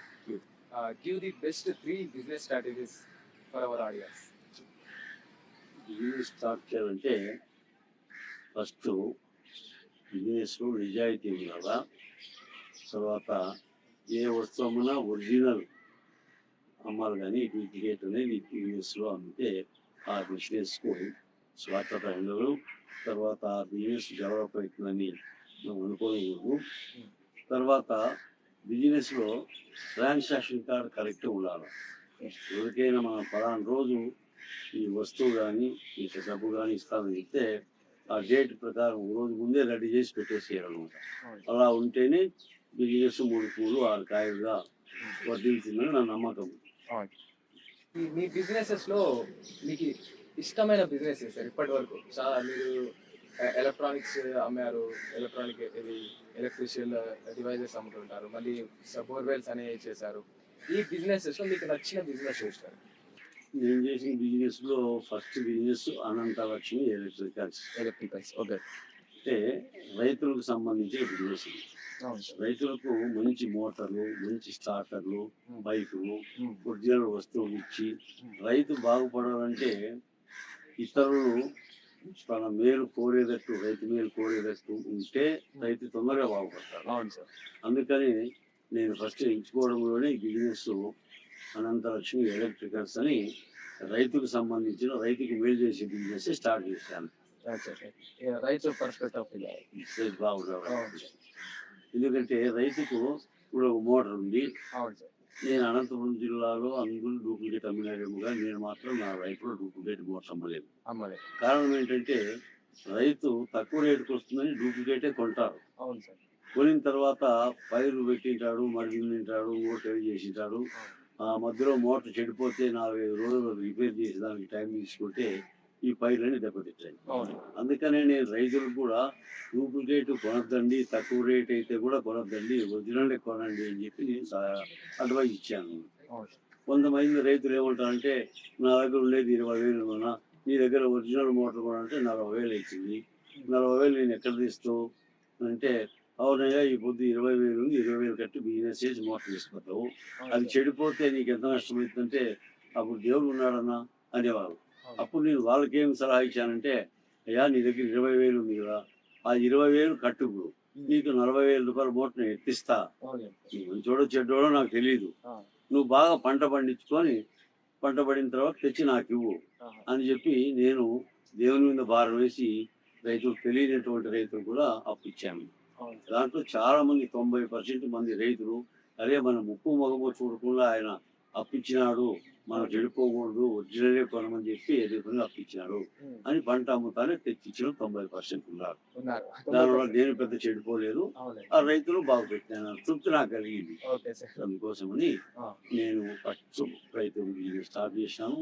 రైతుకు ఒరిజినలే కొనాలి అనే కాన్సెప్ట్ మీరు తయారు చేసుకోవాలి మీ బాడీలో అవును. అని చెప్పి నేను ఉద్బోధ చేశాను. ఎలక్ట్రానిక్ బిజినెస్ పెట్టాలి అని మీకు ఆలోచన ఎక్కడి నుంచి వచ్చింది సార్? నేను రైతుగా ఉండి ఇబ్బందులు పడినాను. మోటార్ సరిగ్గా పని చేయక, స్టార్టర్ సరిగ్గా పని చేయక. అవును. అందువల్ల నేను రైతులకు సంబంధించిన బిజినెస్ ఎందుకు చేశానంటే, నా యొక్క ప్రగాఢమైన నమ్మకం ఏమంటే రైతు బాగుంటే రాజ్యం బాగుంటుంది. ఎందుకంటే రైతు భూమిలో నుంచి పంట తీసేవాడు. అవును సార్. అది జాతీయ సంపద. ఇప్పుడు మా నాన్నగారు మా తాతగారు భూమిలో నుంచి పంట తీసేటప్పుడు ఎకరాకు 10 నుంచి 15 మూట్లు వడ్లు పండించేవారు. వడ్లు అంటే రైస్ వస్తాయి కదా, అవి వరి. మరి 10-15 మూట్లు పండించేవారు. నేను వ్యవసాయానికి దిగిన తర్వాత 40-45 మూట్లు పండించిన. అంటే భూమిలో నుంచి తీసే సంపదను ఎక్కువ తీసినాను అన్నమాట. అంటే జాతీయ సంపద అధికంగా తీసేవాడు రైతు.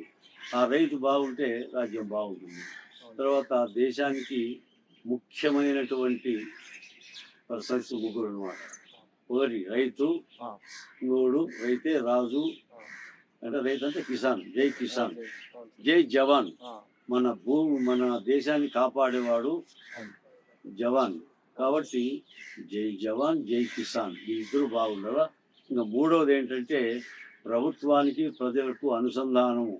ఉద్యోగస్తులు అంటే ఉద్యోగస్తులు పర్ఫెక్ట్గా బాగా పనిచేస్తే ప్రభుత్వము, తర్వాత ప్రజలు అంతా కూడా సంతోషంగా ఉంటారు.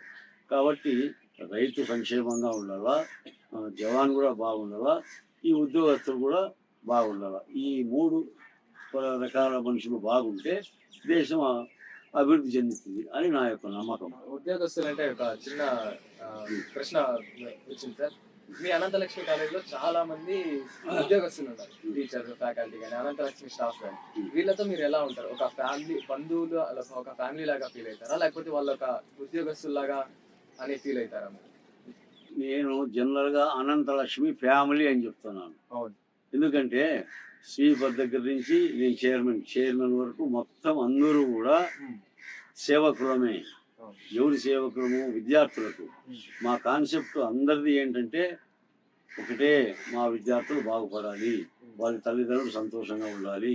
ముఖ్యంగా యువకులు కాబట్టి ఉద్యోగస్తులు, మన కాలేజీలో ఉద్యోగాలు చేరేవాళ్ళు కానీ, స్టూడెంట్స్ కానీ యువత బాగుంటే సమాజం ఎప్పుడైనా డెవలప్ అవుతుంది బాగా.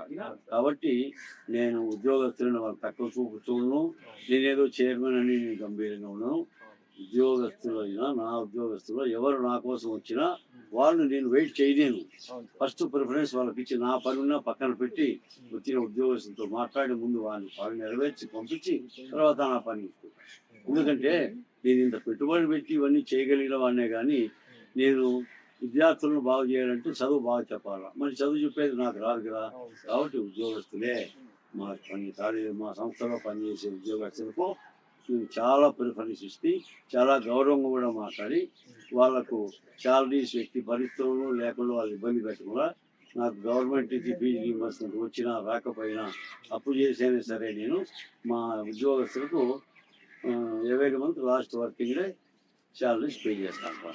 మరి మీరు వచ్చేసి బిజినెస్ చేస్తూ ఉంటారు కదా, ఎప్పుడన్నా నష్టపోయారా బిజినెస్లో?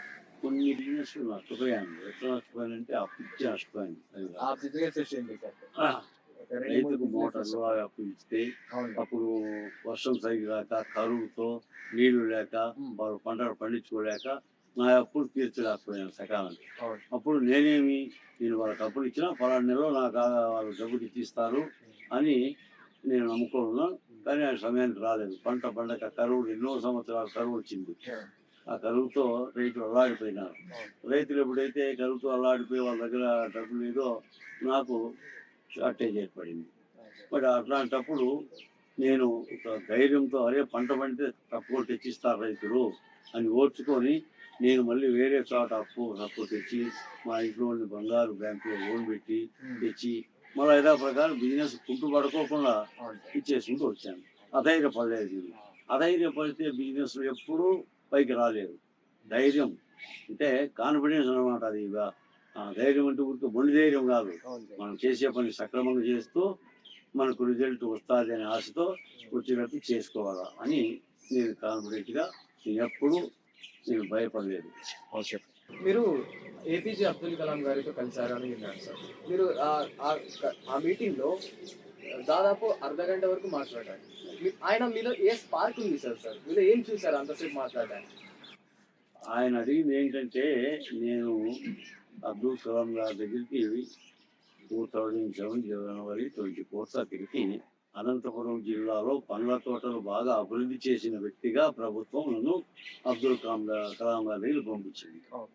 నేను కూడా ఆహా, నాకు ఎంత మంచి అవకాశం వస్తుంది అంటే, అబ్దుల్ కలాం గారు ఎంత నిజాయితీపరుడు, ఎంత నిస్వార్థపరుడు, ఇంత ప్రజాసేవకుడు, కష్టపడి పనిచేసిన వ్యక్తి అని నాకు బాగా తెలుసు అప్పటికే.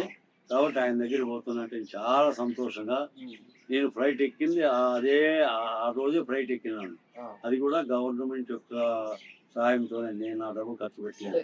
మొట్టమొదటిసారిగా ఫ్లైట్ ఎక్కినప్పుడే అబ్దుల్ కలాం గారి దగ్గర పోయినప్పుడే ప్రభుత్వం సహాయంతో ఫ్లైట్ ఎక్కినాను. అక్కడికి పోయిన తర్వాత రాష్ట్రపతి భవన్ పోతే, రాష్ట్రపతి భవన్ 100 ఎకరాలు ఉంది. ఆ భవనం ఇస్తే నేను ఎప్పుడూ ఢిల్లీకి వెళ్ళలేదు, ఫస్ట్ టైం ఇప్పుడే. 370 గదులు ఉన్నాయంట అక్కడ ఆ రాష్ట్రపతి భవన్లో. మామూలు సెమినారాలు, మీటింగ్ హాలు కాక మరి గార్డెన్ దండిగా 100 ఎకరాల గార్డెన్ అంతా చూశాను. అబ్దుల్ కలాం గారి గురించి, రాష్ట్రపతి భవన్ గురించి కింది స్థాయి ఉద్యోగస్తులో మాకు తెలిసిన వాళ్ళు అంటే ఇల్లు అని ఇక్కడ పళ్ళు ఉంది, పామిడి ఇల్లు కదా. అక్కడి నుంచి ఒక ఆయన వచ్చేసి శ్రీరామ్ సంజీవ్ రెడ్డి గారి కాలంలో రాష్ట్రపతి భవన్లోకి ఎంప్లాయ్గా తీసుకున్నారు. నేను అక్కడికి వస్తానని చెప్పేసి అతనికి మాకు ఒక బంధుత్వం కూడా ఉంది. రేపు నన్ను రిసీవ్ చేసుకునేకి వచ్చారు. అనంతరామన్ గారు మీరు రాష్ట్రపతి భవన్ తెచ్చున్నారంటే నాకు చాలా ఆనందం వేసింది అన్నారు. నాకు ఆనందము ఆశ్చర్యం రెండు ఉన్నాయి. అది నాకు అబ్బింది. అబ్దుల్ కలాం గారిని కలవడానికి నేను వస్తున్నానంటే నాకు ఒక పెద్ద అనుభూతిని చెప్పాను. ఇక్కడ పోయిన తర్వాత అబ్దుల్ కలాం గారు లైన్లో నిలబడి, ఫస్ట్ మనది ఆల్ఫాబెట్స్ ప్రకారం సెకండ్ వస్తుంది అస్సాం, తర్వాత ఆంధ్రప్రదేశ్. అస్సాం వాళ్ళ ప్రతినిధితో 2-3 మినిట్స్ ఏదో హాయ్ మాట్లాడి అడిగాను. మన ఆంధ్రప్రదేశ్ ఏపీ దగ్గరికి వస్తానే, మా దగ్గరికి వస్తానే నమస్కారం పెట్టి, I am Anantaramudu from Anantapur, Andhra Pradesh sir. I came on the horticulture subject అని నమస్కారం పెట్టాను. ఓ యూ కేమ్ ఫ్రమ్ అనంతపూర్ అని, Anantapur is very poor I think అని ఆయన అది స్టార్ట్ చేసినారు. అనంతపూర్ ఈజ్ వెరీ పూర్ అంటే నాకు కొంచెం బాధ కలిగింది. అయినా ఆయన తెలిసిన అనంతపూర్ గురించి ఇంతే కదా, కాబట్టి మన అనంతపురం గురించి నీకు చెప్తా పర్వాలేదులే అనుకొని అనంతపూర్ ఈ పూర్ ఐ థింక్ అంటే, no sir, Anantapur is poor not poor, only poor in water. Anantapuram బీద జిల్లా కాదు, వాటర్లో పూరు, నీళ్ళలో మేము బీద వాళ్ళం. నీళ్లు ఉంటే మేము ఏమైనా పంటలు పండిస్తాం. ఇప్పటికే 30 రకాల పంటలు ఫ్రూట్స్ పండిస్తున్నాము అన్నారు. What are there, come on tell me అన్నారు. అంటే నేను బుక్లో రాసుకొని పోయింది, ఆ పేపర్ తీసి అన్ని చదివాను. ఆ ఫ్రూట్స్ అన్ని చెప్పిపోతే, I see 30 type of fruits are growing in your district. Yes sir, వేస్తారమ్మా. ఆయన మళ్ళీ దాన్ని తర్వాత ఏమడిగినాడు, ఈ ఫ్రూట్స్ పండించేటప్పుడు మీరు అన్ని అనంతపురం జిల్లాలోనే తింటారా, వేరే రాష్ట్రాలు పంపిస్తారా, వేరే దేశాలు కూడా పంపిస్తారా అడిగారు. అనంతపూర్లో వడ్డీ తక్కువ, ఆ 5% కంటే ఎక్కువ అనంతపూర్లో వాడరు సార్. అనంతపూర్లో సిటీలు ఉన్నాయి, బాంబే, మెడ్రాస్, హైదరాబాద్, బెంగళూరు, ఇలాంటి పెద్ద పెద్ద సిటీలు పోతాయి. కొన్ని పంటలు దానిమ్మ అంటే పొమోగ్రనేట్ అంటారు, అది అరబ్ కంట్రీస్కు ఎక్స్పోర్ట్ చేసి అమౌంట్ ఎంత, ఎట్లా మీకు అంత గిట్టుబాటు అవుతుందా అని అడిగారు. చెప్తాను నేను సార్, ఒక టన్ను దానిమ్మకాయలు 1,50,000 రూపాయలు వస్తాయి. అవును, అప్పటికే ఫారిన్ కంట్రీస్ పంపిస్తే ఇక్కడ వచ్చేసి 30,000, 40,000, 50,000 ఉంది. అప్పట్లో ఒక ఫారిన్ కంట్రీస్ పంపిస్తే ఒక టన్ను 1,50,000 రూపాయలు వస్తాయి. ఓహో, సో మచ్ మనీ అని అన్నారు అన్నమాట. తర్వాత Now we are getting 34,500 crores from horticulture, sir. If we get sufficient water, then it may be 10 times or 15 times we may get the amount under. Oh, I see. Very good, very good. అని మాట్లాడి ఇంకా వేరే fruits ఇంకా ఏమేమి ఉన్నాయంటే అప్పుడు చెప్పాను. Sweet orange, okay.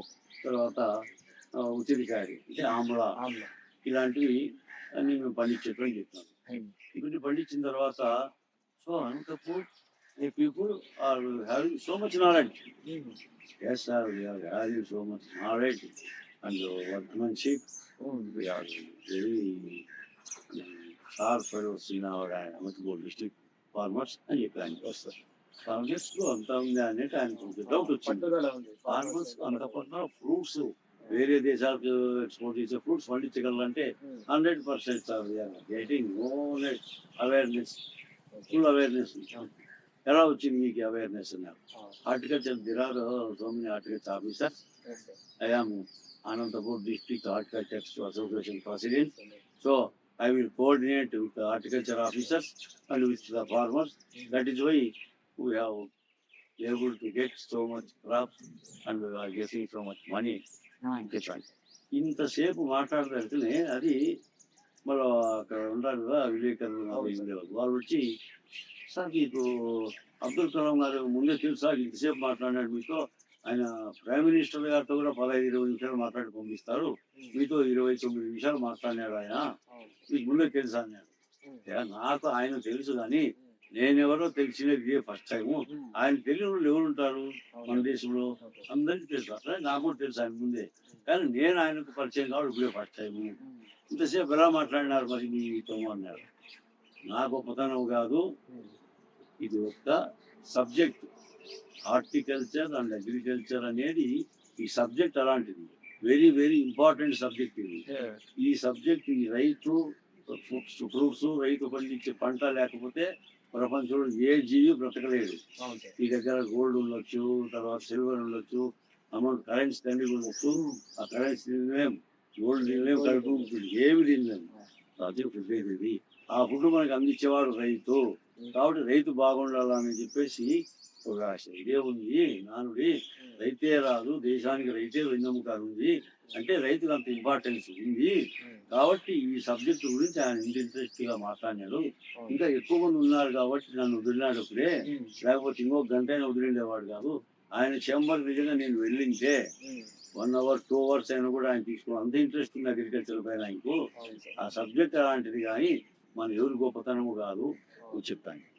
మీరు అగ్రికల్చర్ చేస్తారు, హార్టికల్చర్ చేస్తున్నారు, మరి చాలా బిజినెసెస్ కూడా చేస్తున్నారు. ఇప్పటి వరకు ఈ అగ్రికల్చర్లో, హార్టికల్చర్లో, ఈ బిజినెసెస్లో మీరు నేర్చుకున్న లెసన్స్ ఏవి?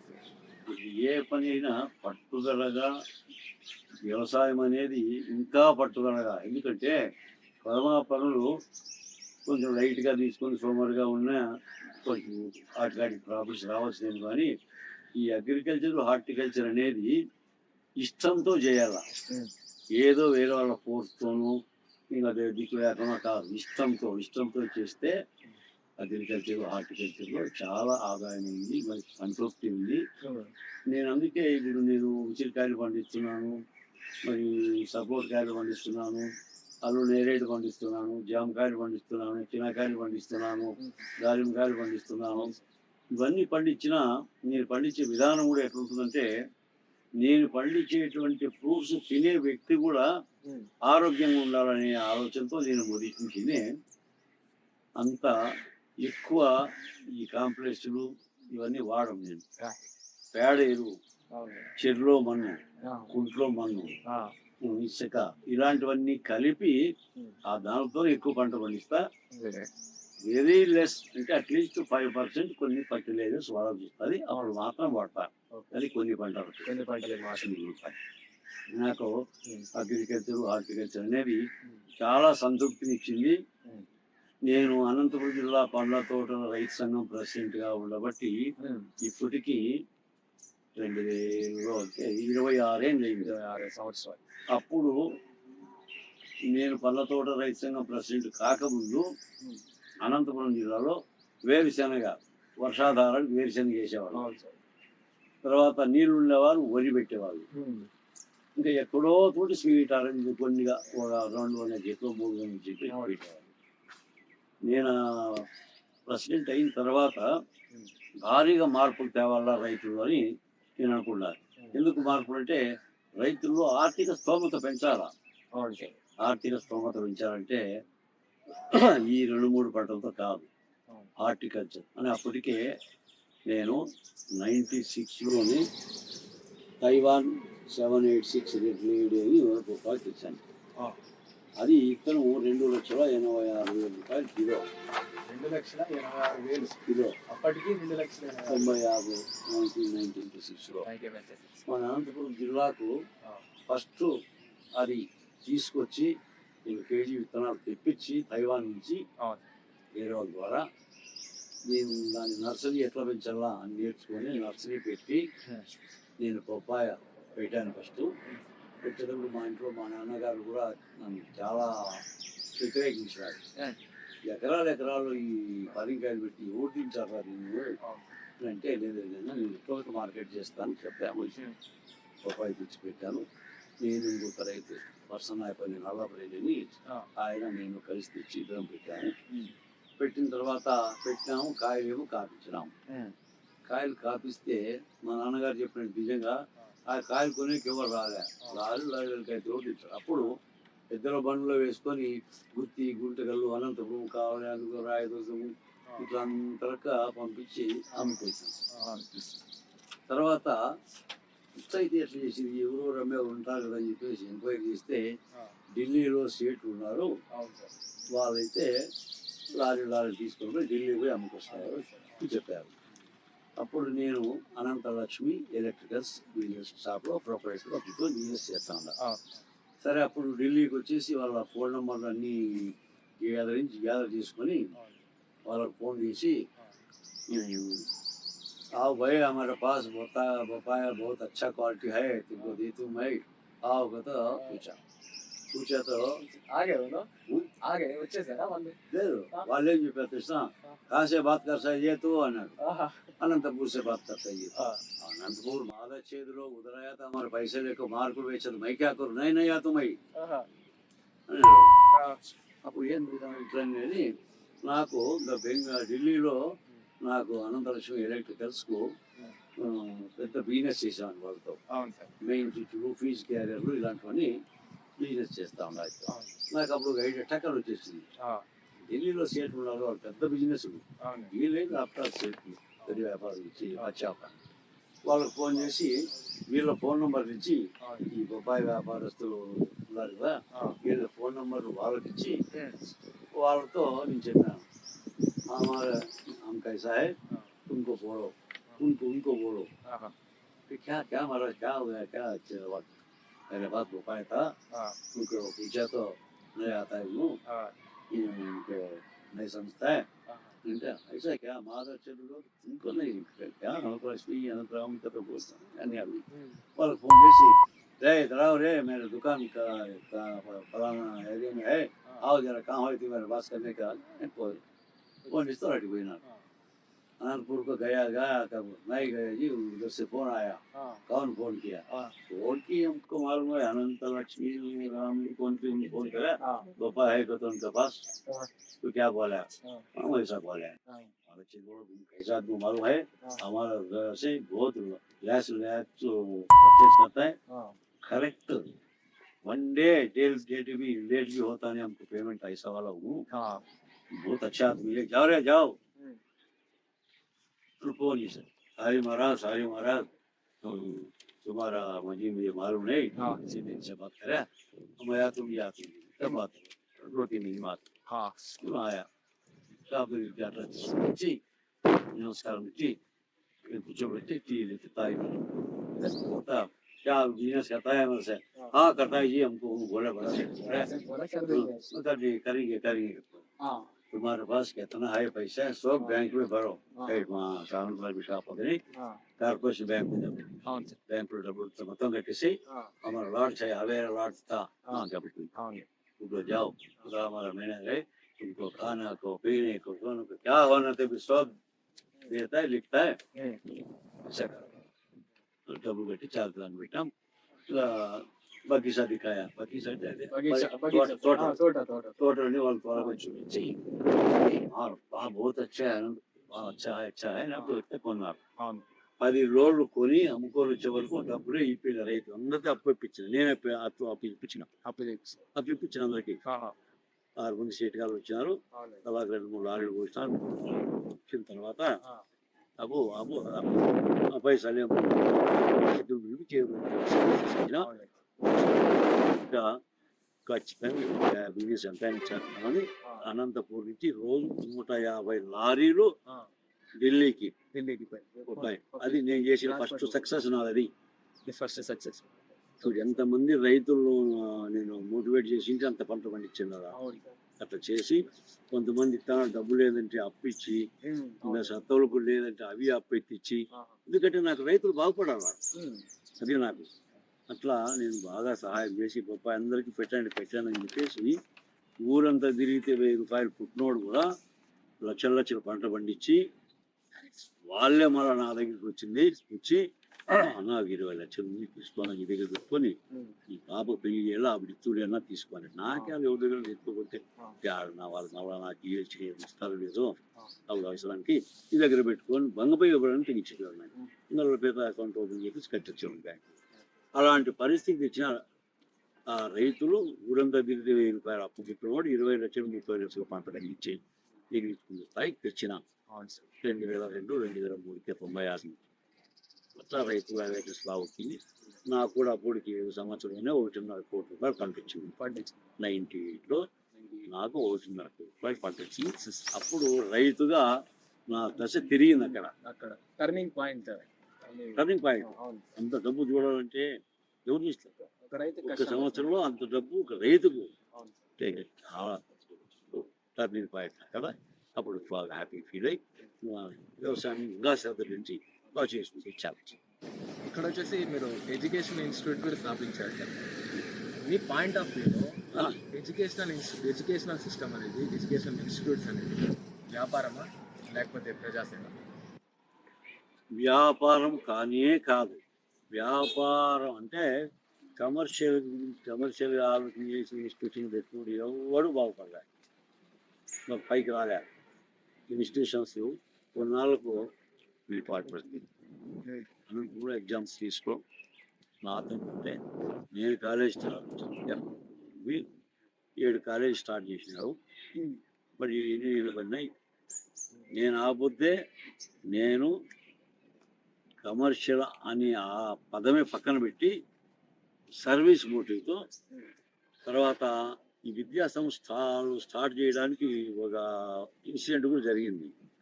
ఏంటంటే రైతులు పంట పండిస్తారు, ఓకే, ఆటికాడి సరిపోయినారు.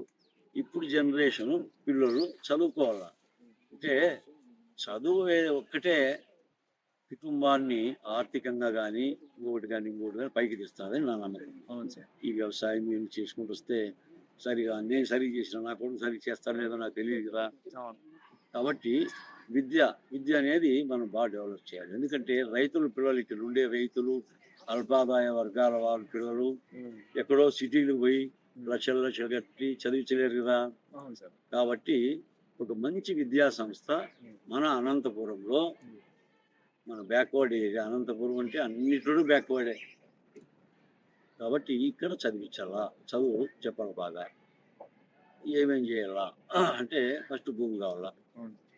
నాకు ముందు అక్కడ సంజీవపురం దగ్గర ఒక 100 ఎకరాలు ఉంది భూమి. ఇక్కడ ఈ 54 ఎకరాలు కొనిలేదు విద్యా సంస్థ కోసమే కొని దీన్ని అప్పటికే నా కొడుకు అమెరికాలో చదివి అక్కడ ఉద్యోగం చేసేవాడు. నాకు ఉండేది ఒకడే కొడుకు, మా నాన్న జీన ఒకడే కొడుకు. మరి మంచి విద్యా సంస్థ నెలకొల్పాలా అంటే ఎట్లా ఆలోచిస్తే కొందరు నన్ను డిసప్పాయింట్ చేసిన. నువ్వేందయ్యా అనంతరం జిల్లా పరిధిలో అయితే నువ్వు ఏదైనా చేయగలవు, సరే ఢిల్లీ పోయి పర్మిషన్ తెచ్చుకోవాలా, ఎంటెక్ పిహెచ్డి చదివిన వాళ్ళతో పని చేయించుకోవాలా, ఇవన్నీ ఎట్లా చేస్తావు వేగత నన్ను డిసప్పాయింట్ చేయాలి. అయితే నాకు మనసు వేసినట్టు నా కొడుకు అందిస్తారు నాదే మంచి ఉన్నత చదువు పంపించిన ఆ పేరు దండిగా సంపాదిస్తాడని కాదు, నాకు అతనికి నాలెడ్జ్ కావాలి. ప్రపంచం అంతా తిరిగి నాలెడ్జ్ సంపాదించుకుంటే మనం ఇక్కడ ఏం పని పెట్టినా సక్సెస్ అవుతాడు నా ఉద్దేశం. అందుకోసమని అక్కడికి అప్పుడు మా నాన్న కూడా వచ్చాను నన్ను కూడా లేదు నీకు ఇప్పుడు చెప్పి అన్న మీటకి తర్వాత అన్నం దేశానికి ఏమని చాలదామని తినే కూర్చొని ఇల్లు కదా భూమి దాని మీద సంపాదించుకుంటాను ఏం కావాలంటే అన్న సంపాదన కోసం కాదు అంటే ఓన్లీ నాలెడ్జ్ నాలెడ్జ్ పర్ చెప్పి నాకు ఆ ధైర్యంతో నేను ఎడ్యుకేషన్ స్టార్ట్ చేసి వెజ్ ఉన్నాడు అనేది 4 క్లాస్ రూమ్లు 8 మంది ఫ్యాకల్టీ స్టార్ట్ చేశాను. అప్పుడు నా యొక్క గుడివిల్తో 240 సీట్లు ఇచ్చిన 7 కాలేజీలు 7 కాలేజీలు ఎవరికి 240 సీట్లు. ఇప్పటికే నా గుడ్విల్ తోటి రైతుల గుడ్విల్ వ్యాపారం గుడ్విల్తో మంచి చేతితో నాకు 24 సీట్లు ఫుల్ అయిపోయి ఇంకా ఎక్కువ వచ్చాను మావాని చేసుకో ఉండేది ఎక్కువ చేసుకోవడానికి లేదు వేరే కాలేజీ నేను చేసింది. అప్పటికే నాకు ఒక నమ్మకం ఏం కనపడిందంటే కర్మ కాలేజీల కంటే నాకే గుర్తుడైనవి ఫస్ట్లోనే అని రాత్రి కష్టపడి అప్పటికి నాకు ఎవరికి స్టాఫ్ లేదు నా కొడుకు అమెరికాలో ఉన్నాడు పక్కన కన్స్ట్రక్షన్ చూసుకోవాలి పక్కన పర్మిషన్ తీసుకోవాలి ఆ పర్మిషన్లకు ఇప్పుడు అక్కడ ఆన్లైన్ లేదు అప్పుడు అన్ని డెలివరీగా తెచ్చిందే అన్ని అప్పుడు ఆన్ పేపర్ అట్లా మరి కష్టపడి ఆ కాలేజీ స్టార్ట్ చేసేటప్పుడు ఆ టెన్షన్తో అప్పుడే నాకు షుగర్ వచ్చేసింది. అయినా నేను పట్టుబడి శ్రమానికి బాగా చేసి స్టార్ట్ చేసి ఇంకా మా అబ్బాయిని పిలిపించుకొని అదే సంవత్సరం అనంతపురంలో జేఎన్టీ యూనివర్సిటీ కూడా స్టార్ట్ అయింది. నా కాలేజీలో రిబ్బన్ కటింగ్ పిలిస్తే యూనివర్సిటీ మొత్తం వచ్చేసింది. ఎంతమంది ఎంప్లాయీస్ ఒక్కరు మొత్తం వచ్చేసింది. అంటే అప్పటికి నాకు గుడివిల్ అట్లుంది. అక్కడ పనిచేసే వాళ్ళు ఎంతమందో నా బోరింగ్తో బోర్లు వేయించుకొని నేను చిన్న ఉద్యోగస్తున్న పారు తగ్గి అంటే కూడా తగ్గించేసి చేసిన అట్లా ఎలక్ట్రికల్ షాప్లో ఏదైనా సామాన్లు కొంటే కొంత అప్పు అడిగితే ఇచ్చి అని చేశాను నేను వాళ్ళకి కూడా. కాబట్టి ఆ గుడ్విల్తో నాకు అన్నీ అలాగా నేను స్టార్టింగ్లోనే నాకు ఉత్సాహం వచ్చేసింది. ఎడ్యుకేషన్ విషయంలో నేను 100% సక్సెస్ కావాలా అవుతాను అని కాన్ఫిడెన్స్. ఇంకా అప్పటి నుంచి నా తిప్ప నేను పడతానే ఉన్నా. ప్రతి సంవత్సరం నా బిల్డింగ్ కట్టడం చేయడం ఎక్కడ ఎవరికి ఏం తక్కువ కాకుండా నా ఇబ్బందులు ఎన్ని ఉన్నా నేనే అనుభవించి కాలేజీని సక్సెస్ చేసి పెట్టాను. ఇప్పుడు మీ కాలేజీలో చదువుతున్న స్టూడెంట్స్ ది బెస్ట్ 3 అడ్వైజెస్ ఇస్తారు. నేను నా స్టూడెంట్స్కి ఇచ్చేది ఏంటంటే ఫస్ట్లోనే కాలేజీలో ఎప్పుడైనా ఫ్యాకల్టీకి మీటింగ్ అవుతాయి. Each and every student of Ananthalakshmi must and should benefit. That is my dream. నేను కాలేజీ స్టార్ట్ చేసినప్పుడు నా డ్రీమ్ అంటే ఏమిటంటే నా స్టూడెంట్స్ అంత మంచి పొజిషన్లో బాగుపడాలి, ఎవరు కూడా చెడిపోకూడదు, వాళ్ళ తల్లిదండ్రులు అంత హ్యాపీగా ఉండాలా ఏమి అని నా కోరిక. అది నెరవేర్చడానికోసం ప్రతి స్టూడెంట్స్ ఇప్పుడు చైర్మన్గా స్టూడెంట్ పిలిచి నువ్వు అట్లా ఉండాలా ఇట్లా ఉండాలని ఎవరు చెప్పరు. కానీ నేను ఈరోజు కూడా పేరెంట్స్ వస్తే మీరు అనంతలక్ష్మిలో మా పిల్లల్ని విడిచిపెట్టినాను ఇంకా వాళ్ళే చూసుకుంటారు అని అనుకోవద్దండి. 700 విద్యార్థులు ప్రతి ఒక్కరిని నేను టచ్ చేయలేకపోవచ్చు. కాబట్టి మీరు అప్పుడప్పుడు రాండి. సంవత్సరం 2-3 టూర్లు వచ్చి నా ఛాంబర్కి రండి, నా దగ్గర కూర్చోండి, కాఫీ నా మర్యాద తీసుకోండి. మీ స్టూడెంట్ ఎప్పుడు అడిగేటంటే మీ వాళ్ళ పేరు రోల్ నెంబర్ ఇస్తే నేను కనుక్కుంటా. అంటే పిల్లల పర్ఫార్మెన్స్ స్టూడెంట్ పర్ఫార్మెన్స్ ఎలా ఉంది బాగుందంటే వెరీ గుడ్. ఆ పిల్లల్ని పిలిచి ఆ పాపని పిల్లల్ని పిలిచి అభినందించి పంపిస్తా. సరే లేకపోతే ఆ స్టూడెంట్ పిలిపించి వాళ్ళ సాధారణ వాళ్ళ పక్కకు పంపించి అయినా నువ్వు వచ్చిందేది ఈ ఫ్రెండ్స్కి చదువుకుని అందులో నా కాలేజీకి వచ్చినావంటే నువ్వు కోరి వచ్చించావు. వచ్చిన దానికి నువ్వు బాగుపడాలా, మీ తల్లిదండ్రులు నువ్వు బాగుపెట్టాలా, సంతోష పెట్టాలా. ఏమి అది చేయలేకపోతే నువ్వు ఫెయిల్ కాదు, నేను కూడా ఫెయిల్ అయిపోయినట్టే. కాబట్టి నువ్వు ఫెయిల్ కాకూడదు, నేను ఫెయిల్ కాకూడదు. నువ్వు సక్సెస్లో ఉండాలి, నేను సక్సెస్ రేట్లో ఉండాలి. కాబట్టి నువ్వు బాగా కష్టపడి చదువుకో, నీకేం కావాలో చెప్పు, we're ready to cooperate you. అని వాళ్ళకి స్టూడెంట్గా చెప్పి నేను వాళ్ళు బాగుపడాలని చెప్తాను. తర్వాత మా ఫ్యాకల్టీతో పిలిచి మీకేం కావాలా, మెటీరియల్ ఏదైనా కావాలని చెప్పండి, ఇమీడియట్గా నేను శాంక్షన్ చేస్తాను. ఈ స్టూడెంట్స్కు ఏం కావాలో ఏం మెటీరియల్ అంటే బాగుపడతారో వాళ్ళని తెలుసుకుని ఏమైనా అడగండి, ఇచ్చాను ఎంత ఖర్చాలు నేను పెడుతున్నాను, మీరేం బాధపడతండి అని చెప్పి ఇండస్ట్రీ ఏం కోరుకుంటా ఉంది ఇండస్ట్రీ వాళ్ళకు కొంత ఉంటుంది, వాళ్ళు కోరుకుంటుంది ఫలానా టైప్ ఆఫ్ నైపుణ్యం ఉంటే వాళ్ళకి మేము ఉద్యోగాలు వెళ్ళని అది ఏం కోరుకుంటుందని నేను తెలుసుకొని ట్రైనర్స్ పిలిపించి మీకు ట్రైనింగ్ ఇప్పిస్తున్నాం. ఫస్ట్ ఇయర్ నుంచి ట్రైనింగ్ ఇస్తున్నాం. అందరూ బాగుపడాలని చెప్తాం. ఆఫ్లైన్ క్యాంపస్ హాస్టల్ పెట్టి చేస్తాను. ప్రతి ఒక్కటి విని మా స్టూడెంట్ ఎక్కడ ఫెయిల్ కాకుండా, ఎక్కడ టైం వేస్ట్ చేయకుండా అన్నీ విని బాగా చదువుకోవాలా. రెండవది ఫస్ట్ ఇచ్చిన రోజు చెప్పిందంటే మీరు 95% అటెండెన్స్ తీసుకోవాలి. మీరు ఆబ్సెంట్ కాకూడదు. ఎందుకంటే ఫ్యాకల్టీ చెప్తా ఉంటే డైరెక్ట్ మైండ్ చెప్తారు. ఇప్పుడు 10 తూర్లు చదివే కంటే ఒక తూరు రాస్తే బాగుంటుంది. 10 తూర్లు రాసే కంటే ఒక తూరు వింటే మీకు బాగా మైండ్కి ఎక్కుతుంది. కాబట్టి మీరందరూ బాగా కష్టపడి చదువుకోవాలి. ప్రతి ఒక్కరూ 95% అటెండెన్స్ ఇవ్వాలి కాలేజీకి. అప్పుడు మీరు బాగుపడతారు, నేను సంతోషం ఉంటా అని మెసేజ్ ఇస్తూ ఉంటాను ఆ స్టూడెంట్స్కి.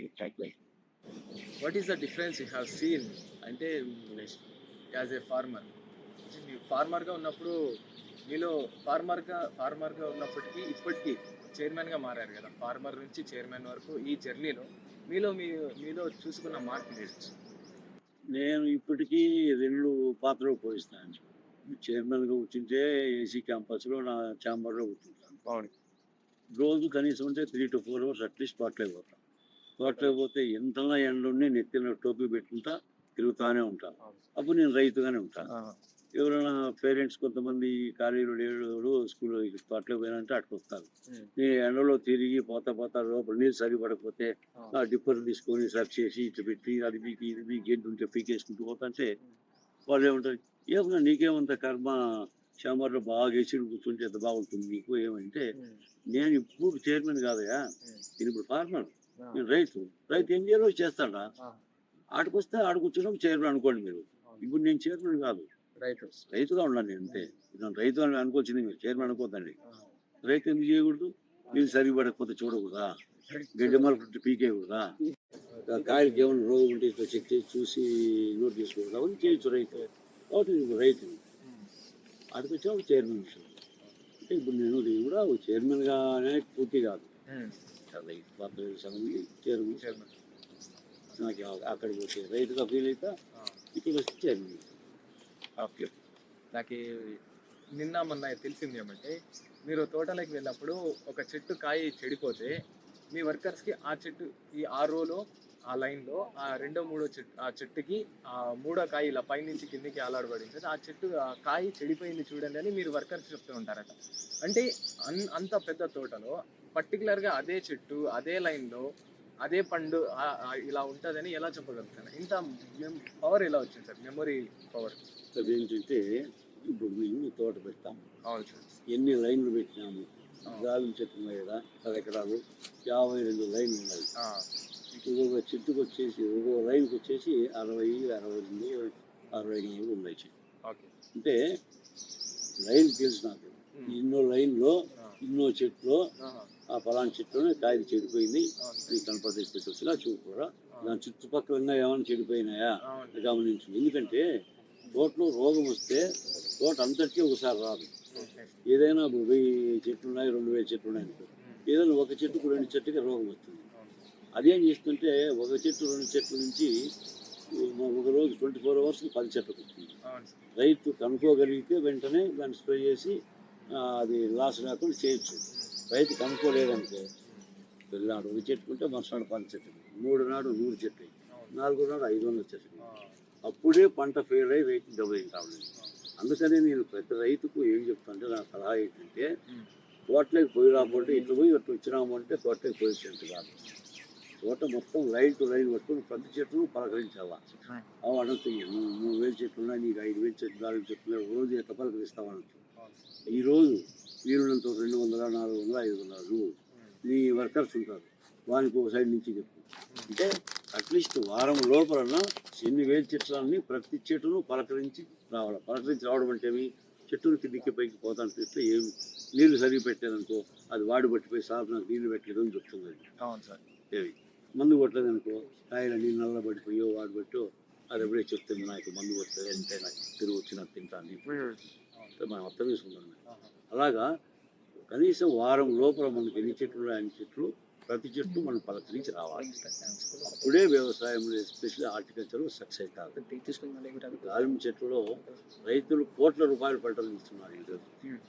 మరి రైతు ఎప్పుడైనా కోట్లు పంటలు ఇచ్చినారని ఎవరు అంటారు?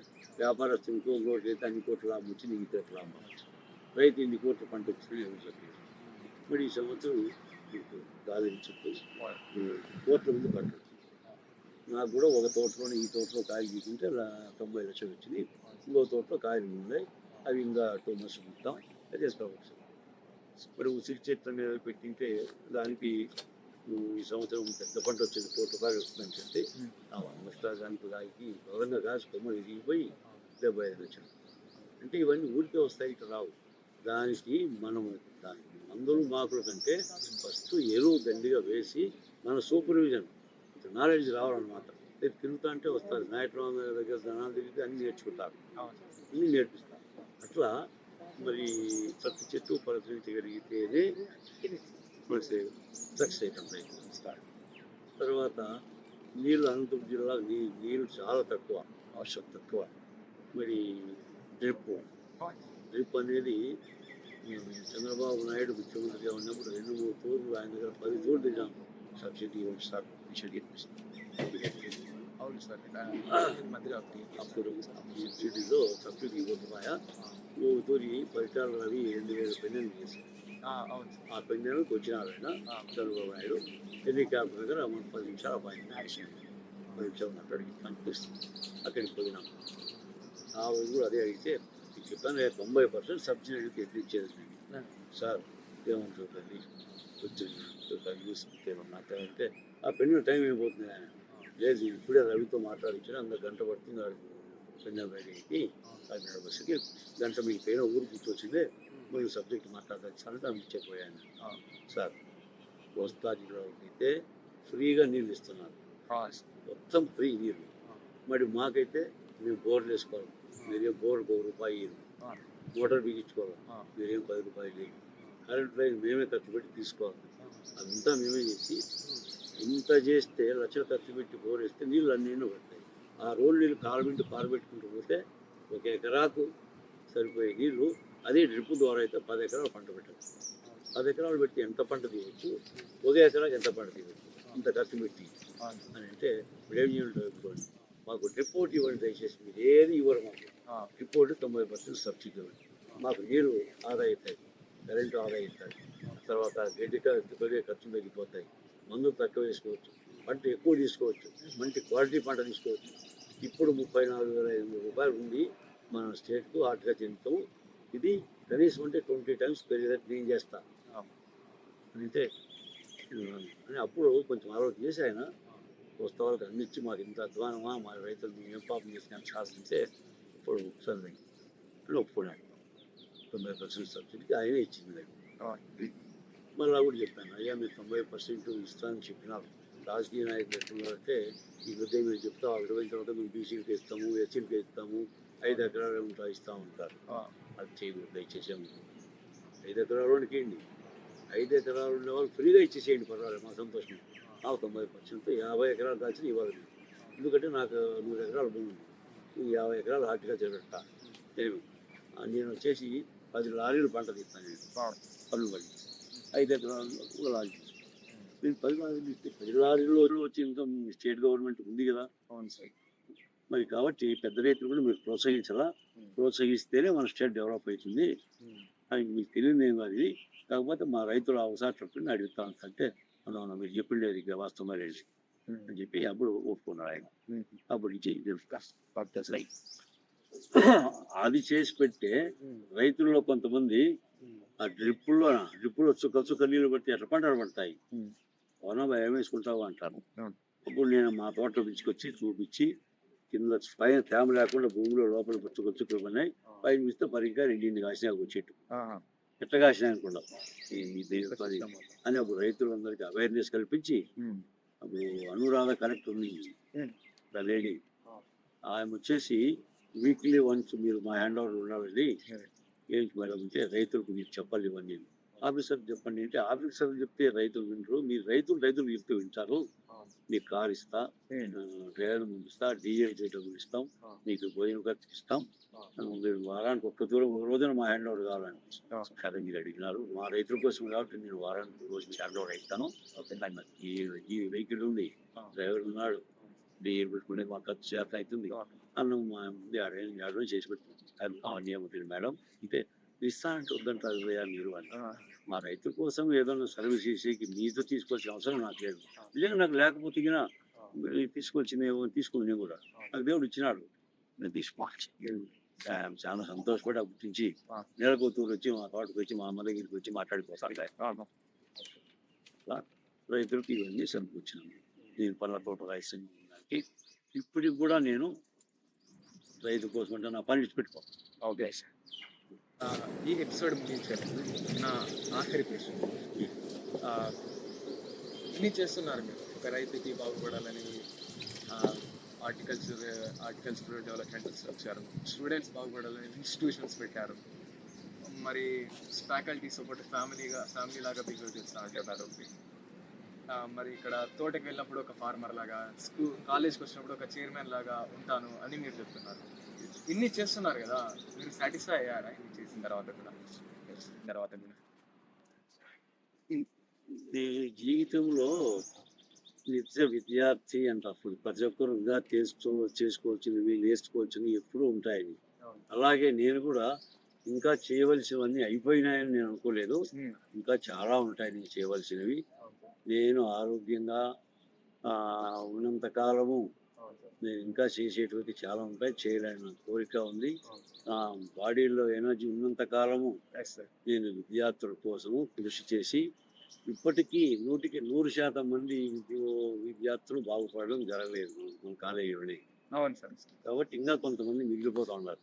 అట్లా కూడా కాకుండా స్టార్టింగ్ మన కాలేజీకి వచ్చినప్పటి నుంచి నేను పర్సనల్గా ప్రతి క్లాసుకు నేనే అటెండ్ అయ్యి వాళ్ళకు విద్యా విలువల గురించి, చదువుతో పాటు సంస్కారం గురించి ప్రతి ఒక్కరికి నేనే చెప్పి అందరినీ మార్చాలా. మన అనంతలక్ష్మిలో చేరిన ప్రతి స్టూడెంటు బాగుపడి బయటికి వెళ్ళాడు అనేటువంటిది తెస్తూ వాళ్ళ స్టూడెంట్స్ అందరూ, వాళ్ళ పేరెంట్స్ అందరూ కూడా సంతోషంగా ఉండాలి అనిపించేదాకా నా ఈ తపన ఆగదు. ఇది విద్యాలయాల గురించి. ఇంకా వ్యవసాయం గురించి అయితే రైతులకి ఇప్పటికీ ఇంకా కొన్ని కష్టాలు చాలా ఉన్నాయి. కొన్ని ఏరియాలకు ఈ కాలువ నీళ్లు సరిగ్గా చేరలేదు. దానికోసం ప్రయత్నం చేస్తూనే ఉన్నాను. మరి ప్రతి చెరువుకు నీళ్ళు ఇచ్చి, ప్రతి కుంటకు నీళ్ళు ఇచ్చి, అనంతపురం జిల్లాలోనే కాదు స్టేట్ అంతలకు కూడా ప్రతి ఎకరము నీళ్లు పారించాలి అని మన ముఖ్యమంత్రి గారు చెప్తున్నారు. అది నెరవేరేదాకా నేను కూడా వీలున్నంత వరకు ప్రయత్నం చేసి ఈ అగ్రికల్చర్ మినిస్టర్స్, ఇరిగేషన్ మినిస్టర్స్ కలిసి రైతుల బాధలు చెప్పి ఇవన్నీ కూడా తీర్చి రైతులందరూ కూడా మాకు అన్ని సఫిషియెంట్గా ఉన్నాయి, మేము లక్షణంగా బాగుపడుతున్నాము అనేది. తర్వాత మార్కెటింగ్, రైతులు కష్టపడి పంట పండిస్తున్నారు కానీ మార్కెటింగ్ సరిగ్గా లేక తక్కువ రేట్లకు అమ్ముకొని నష్టపోతూ ఉన్నారు. అవన్నీ కూడా కంప్లీట్గా వాళ్ళ కళని నెరవేర్చి వాళ్ళకి ఏ ఇబ్బందులు లేకుండా చేసేంత వరకు నా శాయశక్తిగా కృషి చేస్తూనే ఉంటాను. Thank you. అప్పుడే నేను తృప్తి పడినట్టు. సార్, మీరు ఒక స్టూడెంట్స్ గురించి మాట్లాడారు, ఈ యొక్క ఫార్మర్స్ గురించి, వాళ్ళ భవిష్యత్ గురించి మాట్లాడారు. మీ ఫ్యాకల్టీ మరియు మీ వర్కర్స్ గురించి ఒక 2 మాటలు. మన కాలేజీలో స్టూడెంట్స్ నాతో 80 ఏళ్ళ వయసులో ఉండే నాతో కలిసి డ్యాన్స్ చేయాలని కూడా వాళ్ళు కోరుకుంటారు. అంటే నేనంటే అంత ఇష్టంగా ఉండాలంటే నిజంగా అది నా అదృష్టమని నేను అనుకుంటున్నాను.